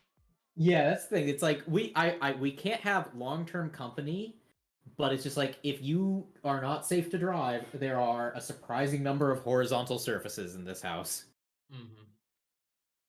No, I do remember one time where it's like we had, I remember like this is like I was like 20 or 21. We had a campaign go from start to finish from like level 3 to level 15 in a month. Holy shit. Holy shit. Because we would have a session every day of the week. I remember we actually had one day where it's like we had a session in like the early morning from at like 10 a.m. to like 3 p.m. and then got together for another session that night at 8 p.m. I mean, that would be amazing, but also, holy fuck. I would die. I'm not gonna lie, it's just like, alright, you're gonna be in a room with people from 10 a.m. to 10 p.m. It's just like, I think actually I'm just going to turn into a puddle of goop. Yeah, no, you would cease to function after, like, day 2 or 3. Meanwhile, I would be like, oh my god, that sounds so fun, let's do it! Because I'm a golden retriever of a human being, and I've just accepted that. Your choice of blanket shows that. It's not like I'm a dog that's a pudding. I'm just a dog that's a pudding. Meanwhile, you'd get to watch as like an owl slowly, over the course of 12 hours, turn into What the dog sludge. doing? What the dog doing? Yeah. Not playing D&D for a month straight. As fun as that would be. I think, like, 6 hours of constant social engagement is about my limit. Meanwhile, I would love a slut weekend. Like, emotionally a slut weekend. I was about to say, I'm ace, but, like, where me and, like, just a hotel room of people just go out and do dumb shit. Probably at an anime convention. For a whole weekend. honestly, yeah. I feel like if I had, like, time to relax afterwards, I would conceivably be able to do, like, 3 days of, you know, absolutely intense anime con bullshit, and it's like the only thing that, like, I think I realize gets in my way is, like, I need recovery time afterwards, and life does not allow that most of the time. Yeah. It's like I can either have the opening in my schedule to do the thing or the opening in my schedule to recover, but I don't really get 2 openings like that at once. You know, that reminds me of the one and only time so far that I've played a game at a convention. Yeah. Yeah, Coffee Bean and I both played. There were multiple bards. There was a giant turtle that I befriended. It was a good day. I played a bard. I played a tiefling bard because I have to. It is my God-given bisexual right. And I modeled her after Kesha. Oh, that reminds me. We almost got a Tiefling Bard for our Frost Maiden game, but I discussing with the player because we were trying to figure out what class they wanted to play, and just like, okay, they are a dancer, but that's their profession. Their method of doing shit, they're actually more of a rogue, and so they went with a thief rogue. But we almost had a Tiefling Bard. We were this close. And also from another gay person. I feel like if you're gay, you just play a tiefling bard at some point. Even if it's by accident. It's just like, can I act like a slut around these people for like a little bit as long as I say it's for pretend? Of course, there were multiple bards. There were multiple bards. And so we were like, fuck it, we're a traveling band. Oh, warlocks too. Tiefling warlocks as well. That's also a valid gay option. Yeah. Hi, I want to piss off my Catholic parents. Tiefling Warlock, got it.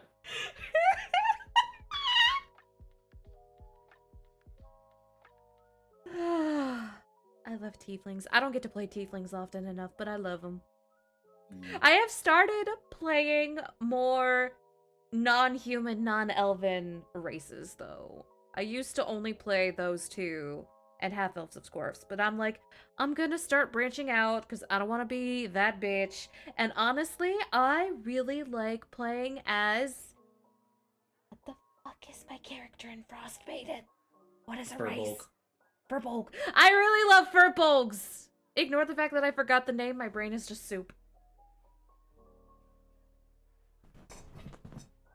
Yeah, Furbolgs are neat. I made a Furbolg paladin in Storm King's Thunder at one point. Nice. Yeah, I don't know. It just sits well in my brain. I also want to play as like a halfling sometime. Ye Minnesotan halfling housewife. Yeah, a kind little Minnesotan housewife. I brought a casserole for the start of the adventure. I love Furbolgs, me too. So my current Furbolg, her name is Pomona Elm, though she's been going by her last name of just Elm. Because she doesn't know. Data redacted, data redacted, data redacted. And she's afraid her past will catch up with her. There is a very real chance that Coffee Bean's character will try to kill my character if he finds out her secret. There's a very real chance. When they said make a dark secret, I was like, I could stop at a certain point. But let's go really far and see what happens. Like, I even went up to the GM and I'm like, hey, if it's too dark, you can tell me and I'll tone it back and I'm cool with that. And he was like, no, this is fine. This is fine. You went just far enough. Oh man, that's 2 games now where Coffee might kill another player. Yeah. There was a line we crossed it about 5 minutes ago. Let's keep going. Yeah, no, it genuinely, like, genuinely, fucking, I have enough vague hints to go, oh yeah, it doesn't matter how good friends we are at that point. I am, it's like, okay, as we currently are, if I find out, I will 100% kill you. Or at least try Uh, to. yeah, I will 100% attempt to kill you. Uh, and I'm like, if we become very good friends, there is a 90% chance I will attempt to kill you. This is gonna be fun. I don't Yep. know if the Dark Meanwhile, Secret is part of Rime of the Frost Maiden or if Salmon was just like, let's make this fun. I'm fine No, with it's it either part way. of Rime of the Frost Maiden. Oh, sick! No spoilers, by the way. If you spoil, you get bonk. But yeah, they have a bunch of example dark secrets in the back of the book. Stuff like raised by yetis or fucking some shit to do with mind flayers. Or just you really like Drizzt, but unfortunately in the 10 towns, Drizzt has the same reputation as the Unabomber.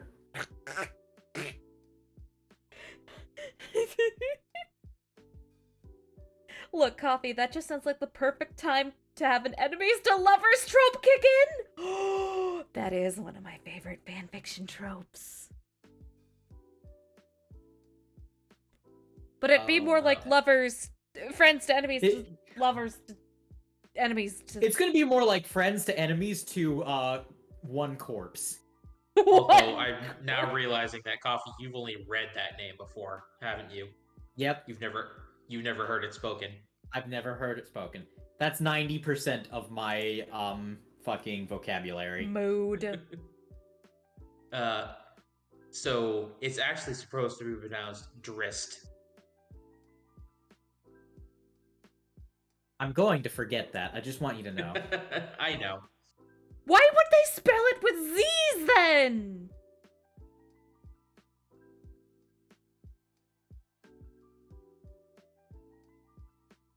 You're not answering me. It's R.A. Salvatore is weird. Yeah. And he wanted to make a fucking name sound and look exotic. Exotic Butters. Exotic Butters. Because Drow, yeah. There's a song. Yeah.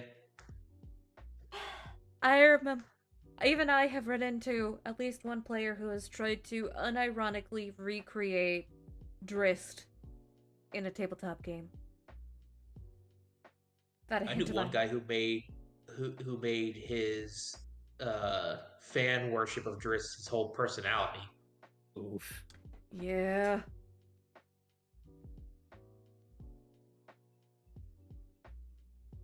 I mean, that wasn't the only character that he did it with, but yeah, it was like anytime D&D was brought up, it was like, oh man, Drow are so cool. It's like, okay, cool. I really don't care. It's Dave, isn't it? No, this was somebody else. Oh yeah, that's right! You keep mentioning there was somebody worse than Dave, which keeps boggling my mind. Mm-hmm. Because, like, Dave was... Oh boy. Big Drow fanboy. There were several in the game he tried to run. One of them was his own DMPC. I'm pretty sure if I talk any more about that game, Vit may have a conniption fit. So let's move subjects. Yeah, no, so this guy who is worse than Dave is basically... It's like... Okay. I don't know what fake name to use for... Steven. Huh? Steven. I always go with Steve, Steven, Brad. Generic white dude names. Fucking Kenny G. Kenny G! The G is important because that's the first initial. Anyway, it's like it was like if that guy was as dumb as Dave. Wow, that's impressive. And not in the good way. Yeah, it was. Hi, Mutt Boy! We're bitching about shitty players we've had in our games right now. No, there was a point where it's like somebody took like his dice box and like made a joke about putting it somewhere inappropriate. Um, and the dude, he didn't. He just made a joke about it, but the dude like went off and like grabbed his Nerf sword that he brought and started beating him over the head with it. Holy shit. Holy shit. Yeah, that's genuinely terrifying. Yeah. So fuck that dude. Yeah, fuck Yeah, that dude. fuck that dude. Fuck that dude. I mean, don't. Somebody has, unfortunately. Oh no, he's Oh. another one. Oh no, he's another one, of course.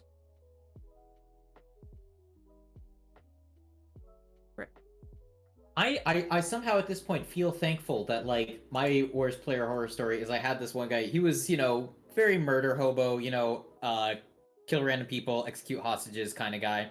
And finally one time, so the players had agreed to spare this kobold in exchange for information. Kobold kept up his end of the bargain, and this player just, casually kills him, and I just finally go, your character's skin all sloughs off. Yes.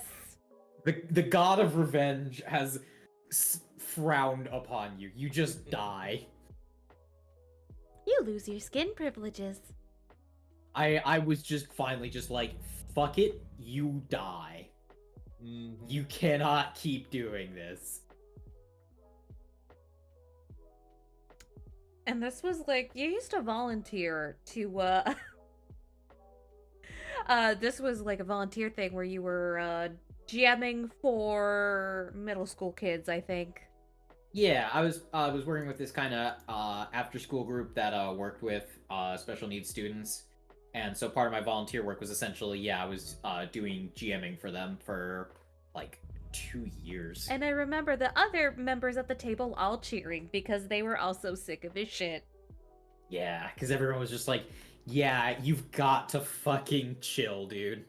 That actually reminds me of a 3.5 game I was running not too long ago where so half the party had exalted feats from Book of Exalted Deeds, which means that if they align or if they knowingly work with someone who is evil, they lose those feats. Yeah. And the scion in the group was like wanted to basically mind blast this goblin that they had. So it was a goblin that they were trying to interrogate, who they had manacled and tied to a tree. And the problem is that they're trying to interrogate a goblin who is one, he has like an intelligence score of 5, and 2, wasn't being told literally anything. But and the thing was, I played him off as like his responses were clearly from someone who was dumb, but like they could be seen as like sort of being a smartass. Yes. Like Zakarik's character. Yeah. Oh. Intelligence 6, I believe. Dumb as bricks. But yeah, so the scion was like, yeah, once we're like in far enough range, I want to hit him with my mind blast. And it's like, well, so when he said that, I turned to him and I was like, I'm going to tell you right now that if you go through with that action, if the 2 people in this group with exalted feats do not immediately turn to kill you, I am taking those away. Ooh. Ooh. And well, and the thing was, it's like what he was like, why? I was like, because that is a blatantly evil act. You are trying to inflict harm on someone who is your prisoner for the sole reason that you don't like him. Yeah. And he was like, that's an evil act? Yes! Torture out of spite is an evil act. Red flags! Yeah, like he was literally trying to and he was trying to justify it too, and it's like, Red flags! Red flags! For him as a human being!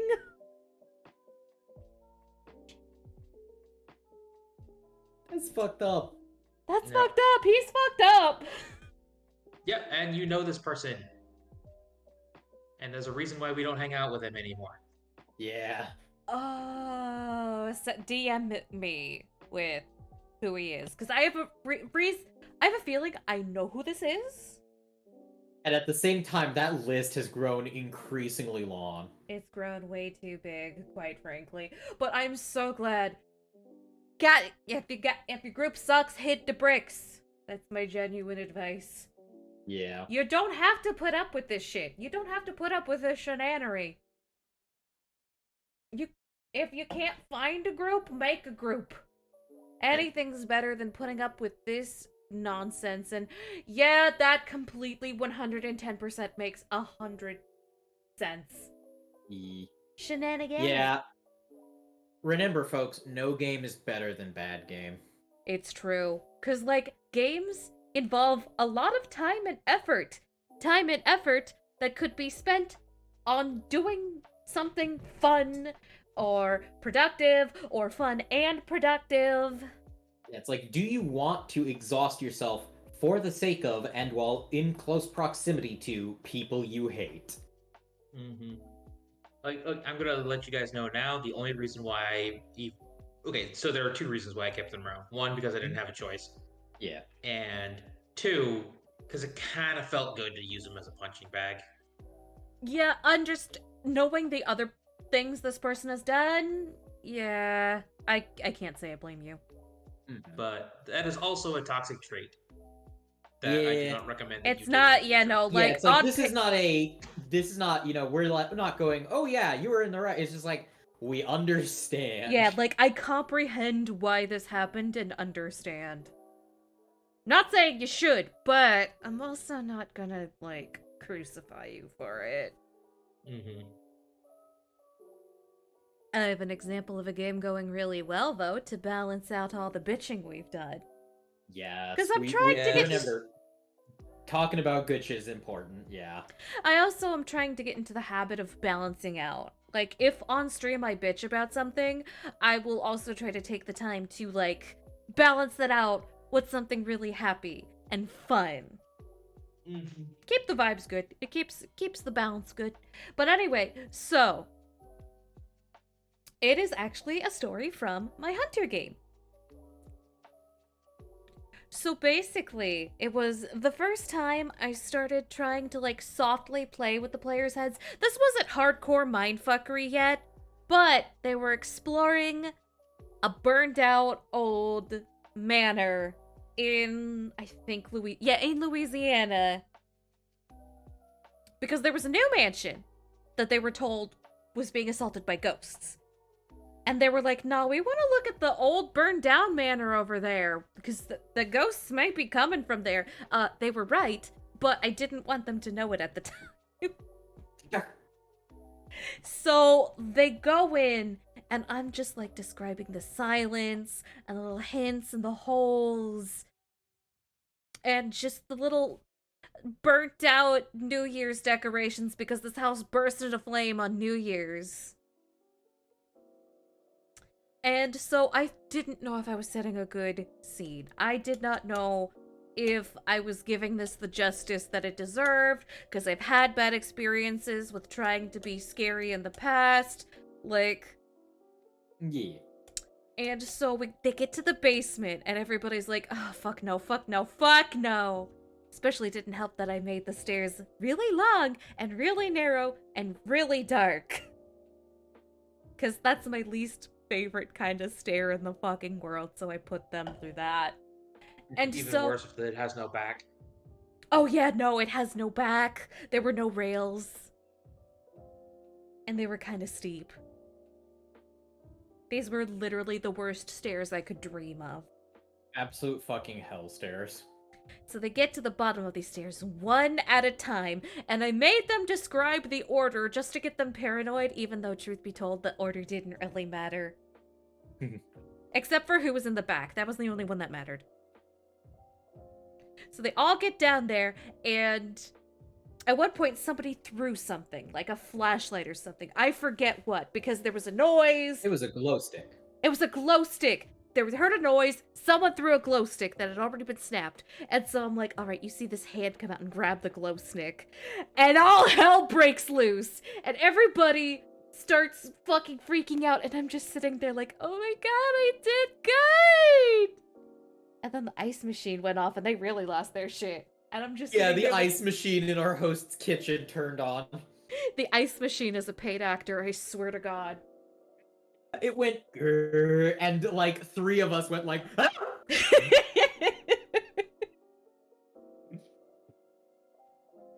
Fucking jumped like fucking hours. It's just like ah! Like right at the hand part too. So again, ice machine is a paid actor. Oh, it fucking that thing is like the biggest indicator of like how's the atmosphere for the night. Will the players jump if the ice machine goes off? Whoever was attached to the hand clearly just wanted a crunchy snack. Yeah, you guys never found that glow stick. Listen, it's hers now. It's hers now. She deserved it. But yeah, it turns out the ghosts were actually the good guys, and it was the guy who called them was an asshole who was continuing on the family tradition of kidnapping girls and young women and trying to turn them into mermaids via surgery. And that not going very well because duh. So they let the ghosts eat him. Oh my god. There's a movie about that. There's also a game about that. Yeah, I based it off of a game called Mermaid Swamp. Yeah, no, there's a movie that was made by fucking oh god, I forgot I had his name and I just fucking lost it. I hate when that happens. I'm just gonna Google it really quick. That's like Tusk but fishy? Never heard of Oh yeah, it. Tusk is the movie I'm talking about. Oh. Basically, Justin Long plays the main character who gets kidnapped by an old dude who becomes who he's obsessed with surgically turning into a walrus. Oh. Huh. This is literally my first time hearing about this movie. You'd think I would have heard. I think I've heard about Tuscan Passing and I've seen some stuff, but like never really looked into it. Yeah, no. I base this off of RPG Maker horror game Mermaid Swamp, which kind of fucked up. By the way, if you're not cool with seeing bloated bodies, you shouldn't watch it. I watched a playthrough, but Kevin Smith is the one who directed it. That makes sense. mm-hmm. But yeah, no, having looked up the plot of Mermaid Swamp, which is similar broad strokes, yeah, no, You know, picked up- inspiration. I'm glad the resolution we had to the problem, which was we called the guy up and we went, all right, we've pretty sure we've almost got this ghost problem solved. As part of completing the exorcism and getting the ghosts out of here for good, we do need you to come by for this ritual we're going to perform. And he went, all right, sounds good, because we were very good liars. And so It's we true. brought him down. There was a lake by the house, and we brought him down to the pier, and we were just like, all right, now we've got to just complete this really quick ritual, so just sit here, hold still for a moment. And then the lake started bubbling, and all the ghosts came out and fucking ate him. Ripped him limb from limb and then ate him. That's right, yeah, they wishboned that motherfucker. It We all was had to a roll real morality because it wishbone. was just like, you just basically offered that guy up to be tortured to death. And we're just like, yeah, that's fair. Shocking. I don't know yeah. why, but that like you're talking about like the basement and the lake, and I immediately thought of the first printing of Betrayal at House on the Hill with the underground lake in the attic. Yeah. Oh, that reminds me, we need to buy a copy sometime. Yeah. Especially because there's like a new edition that's out, and it's got some interesting changes made. Nice. But yes, I took loose inspiration from Mermaid Swamp for that, and I feel like the Hunter game is a good place for me to take a wide variety of ideas and shove them in, and it still works, because it's kind of monster of the day with a very faint underlying plot propelling you from place to place.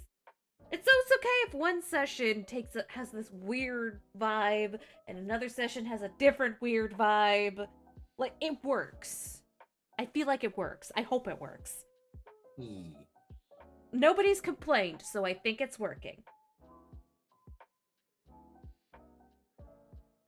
And then there was the next session where they went to camp. That one was very loosely based off the quarry. Very loosely. In that it involved a summer camp and kind of a werewolf. Yeah, no, Chad's a werewolf. He came. Oh, yeah, also the not werewolf and the thing that never was a werewolf. Yeah. Now, to be fair, it had some werewolf in it. Got a little Ernst on you. That session was good. That one I turned the mindfuckery up to, let's say, like a 7 on the dial. Yeah. Because at one point, they'd be standing around talking at night, and I'm just like, and I'd say something as the ghost, and then they'd start talking, and then they'd stop and be like, wait a fucking second. What did you say? Or I'd start humming, or I'd make a little noise. Or very often you'd like be describing something and we'd ask for details. It's just like, so what's the corpse look like? And you were just like, what corpse? That is my favorite trick to pull. It's so fun. I'm trying not to overdo it, but it's so It was especially, I think it was especially effective and fitting for, like, that particular scenario, because it really was just like, yeah, stuff's just kind of glitching in and out of existence because of time magic fuckery. Yeah, reality was going a little bit weird. Like, it was glitching, as you said. And so it's just like, and so what yeah, corpse? you'd like be describing something and we double check on it and you'd be like, huh, that didn't happen. And you're just like, and we're just like, okay, fuck. Or like how that one kid came in and said, Peter, why are you here? I was at your funeral. My mom was at your funeral. Even though Peter was not even known to be missing at that point. Yeah, no, it's just like, no one even knows Peter is missing, and this kid's just like, huh, I thought you were dead. Yeah, I loved putting that in. I love this Hunter game. I get to do all kinds of fun little GM stuff that really just makes my soul sing. Something that here's a tool that you can use that I like to do sometimes is to refer to the collective group as a whole as just like saying so yeah, the 5 of you, but using one number less. Yes! I did the reverse of that where I added an extra number during the camp session. Like, so you 7 in come in there, and I'm just like, oh yeah, wait. And I stopped and I counted how many of us were around the table. You know, I was super casual about it too. I had to say it a couple times too before people noticed. It was after like the 3rd or 4th time when Coffee Bean was like, wait a second. What was that number? 7?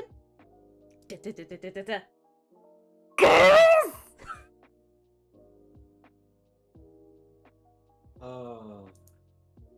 Panic. Oh, that reminds me of like, so there is a game concept I really want to run one of these days. It would just be like a one-shot style thing, like only 1 or 2 sessions at the most. It would be probably a World of Darkness game, just because I feel like that works best for this general concept. And it was after watching some Ghost Files, I was just like, I want to do a game where you aren't hunters, you're ghost hunters, in the sense of you are people who can't actually prove ghosts exist, going to investigate a ghost sighting. Oh my god, yes. Oh my god. And it's just like, and I'm like, there's out of character, there's something in there. Also out of character, I'm not actually guaranteeing that it's ghosts. There is actually a module for Call of Cthulhu for that. Oh, I love it. But yeah, and I fucking sorry, you go ahead. So the idea behind it is that hold on. Okay, so yeah, so the idea behind it is that it's a group of amateur ghost hunters that are going to this island because they heard about like these sightings, but they're also Twitch streamers. Oh, Oh my god. no! So Oh! part of the game is also to like um influence them with how chat is like trying to like put bids in to make them do things. Okay, I kind of really want to run because I feel like running a module would let me get back into GMing a bit better because it'll ease up my prep work. And now I really want to run that module. Also, that story sounds incredibly fun, Josh. Tell me, was your character dead at that point? Or was it just, oh, that's a body. That's my body. Oh, Oh fun. yeah, so I have to share my favorite thing I had planned for this. So do any of you seen Ghost Light shows? Have you seen like, obviously me and Rose, but the fucking spirit box and similar equivalents where it like generates white noise that occasionally can sound like a word. And so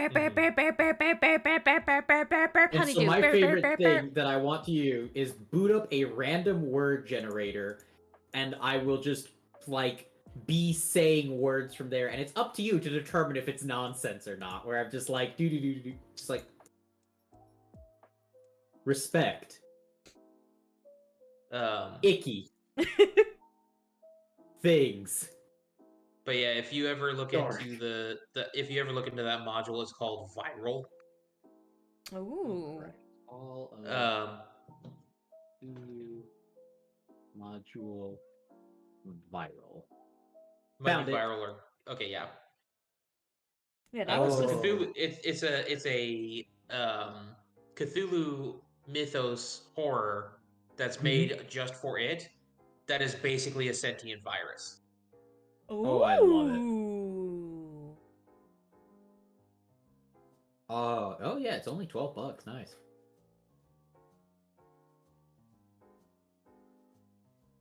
But yeah, that reminds me. I've been getting a lot of reviews for Call of Cthulhu modules lately. So I think I'm gonna... If I don't do the vampire game, I'll definitely do Call of Cthulhu for the server. Invite some other VTubers.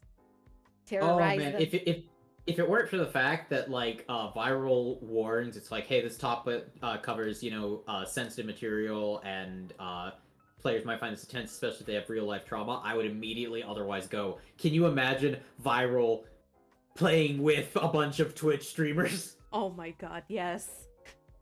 So I'm just like, shit, I don't know if that would be necessarily Twitch friendly. Depends. I would have to see it, because I like to think I've gotten pretty good at figuring out what would get people banned on Twitch. I True. mean, look at me, I've said all kinds of shit, but I have never gotten banned. Mm-hmm. So, well, I mean, like technically, most things involving Call of Cthulhu have that little disclaimer. Yeah, Oh, it's okay. true. Like the one thing that I know pops up a lot in the in that module has to do with social peer pressure. That makes sense.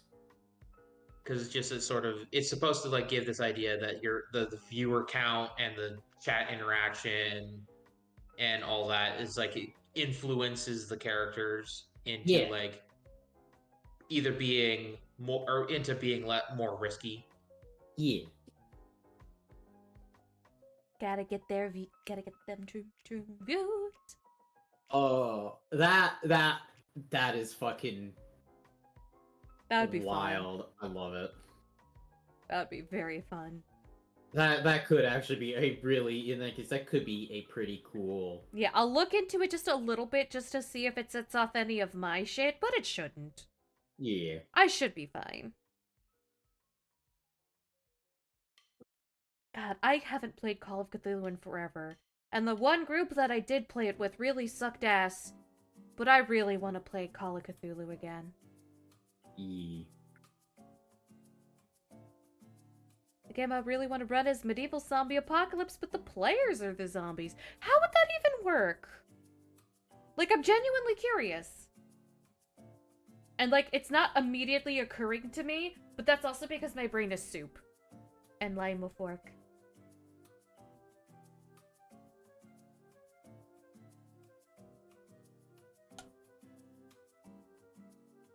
Sorry, I just like this music.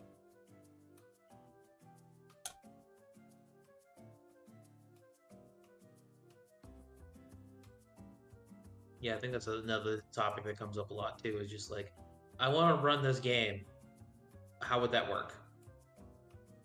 Yeah, there are a lot of games like that where it's like that's a neat concept, but I'm not sure how you could actually use that for a game. Yeah, I Right. am. So, I used to run into like that problem with Drakengard. with the medieval zombie apocalypse, the there are two paths my mind goes down, and that's either the either everybody plays as like individual zombies.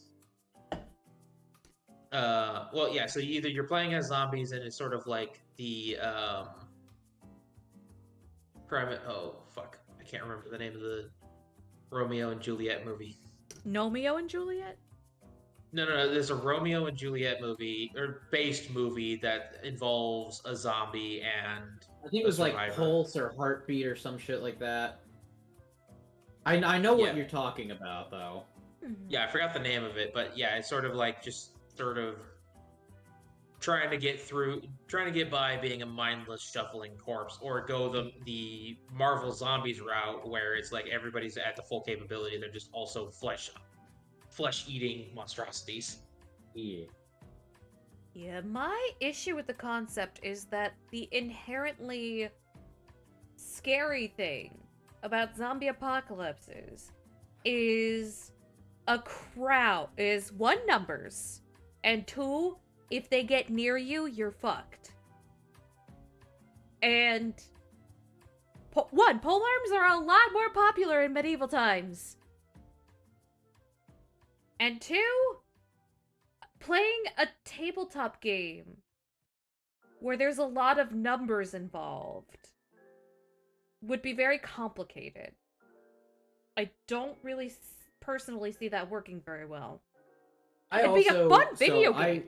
Oh yeah, there's some fun concept.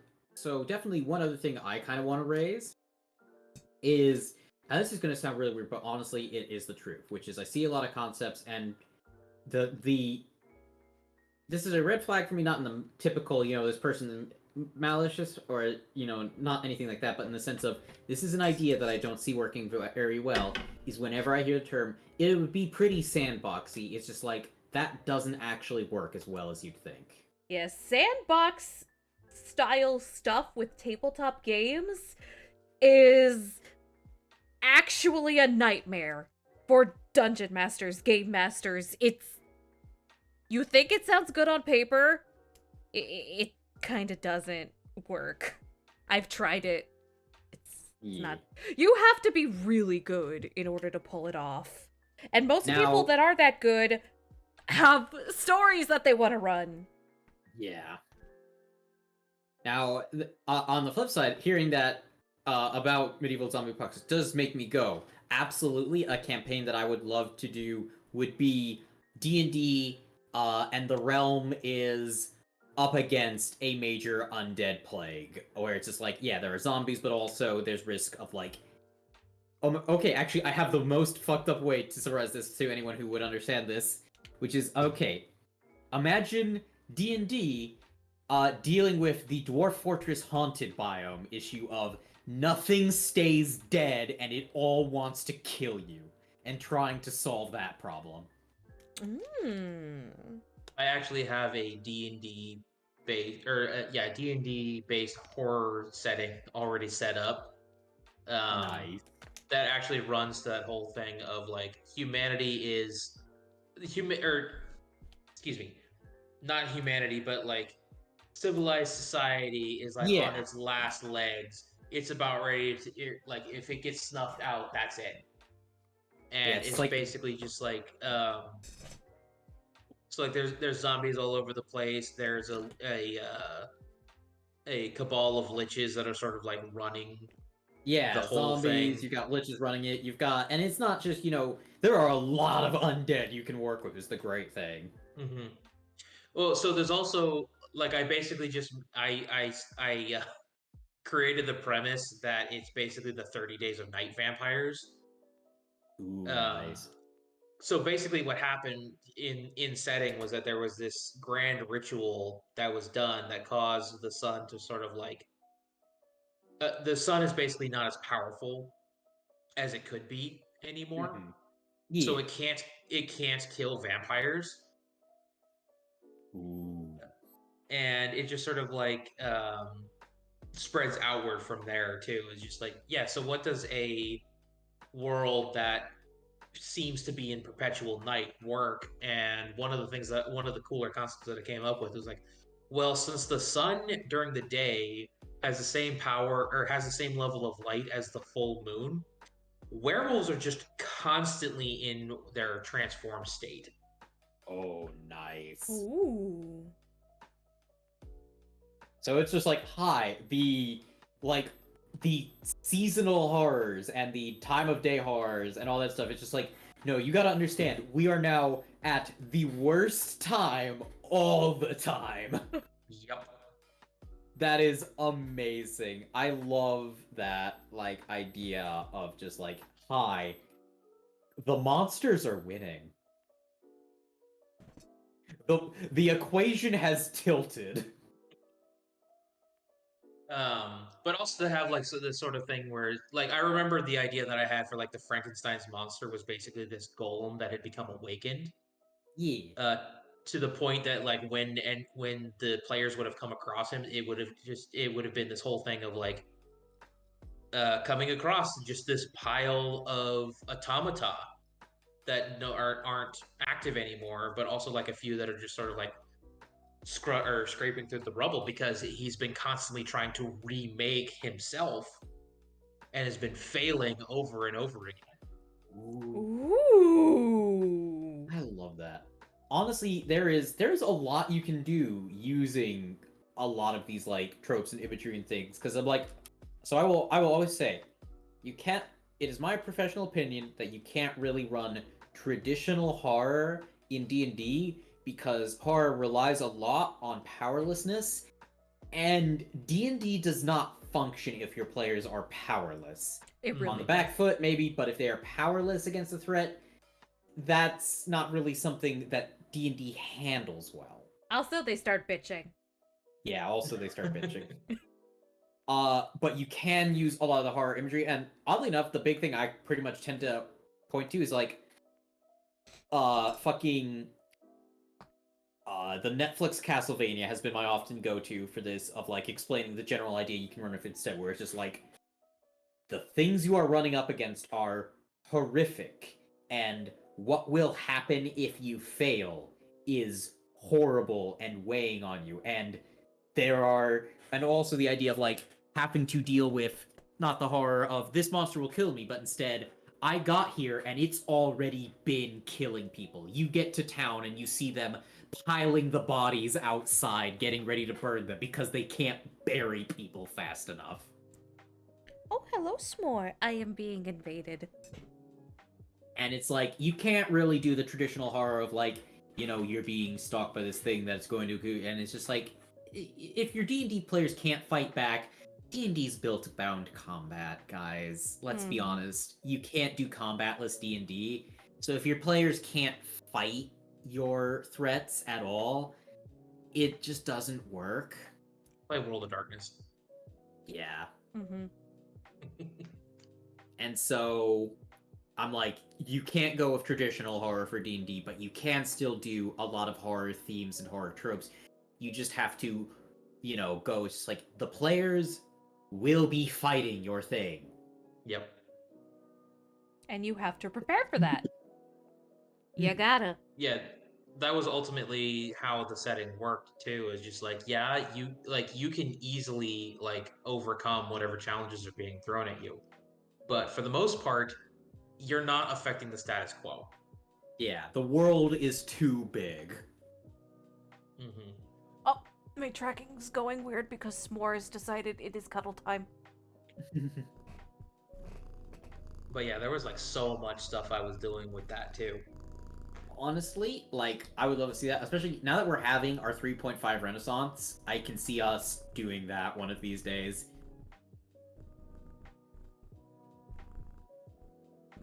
I held her up to the mic. I I hope it picked up some of the purrs. But yeah, that is... It probably did on stream, but Discord is less kind. Yeah. But yeah, I am going to start wrapping this up because I can only talk for so long without my brain melting, and also the cat says, you have to cuddle me now. I don't usually end stream on her accord, but I also know that these two aren't used to going for as long as I do, and I want to give them a break. Yeah, I was gonna say my throat is starting to hurt. I could keep going, but yeah. Alrighty, y'all, take care, stay safe. I will give a little goodbye to the chat, and then we will raid. I'll hop out of the call. Thank you for coming on, and thank you for talking with me.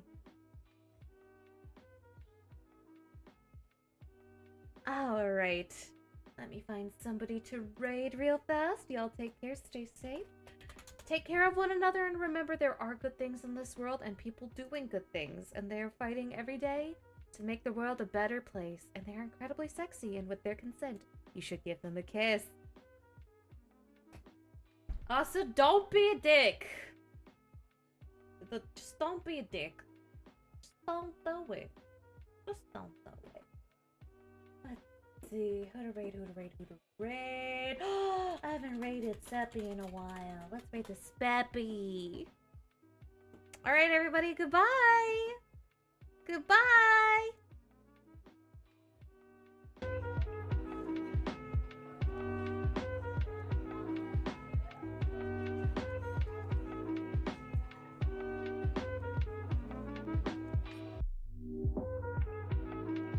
Wait, I just saw there were buddies. Mothboy, thank you for the 120 biddies. Thank you.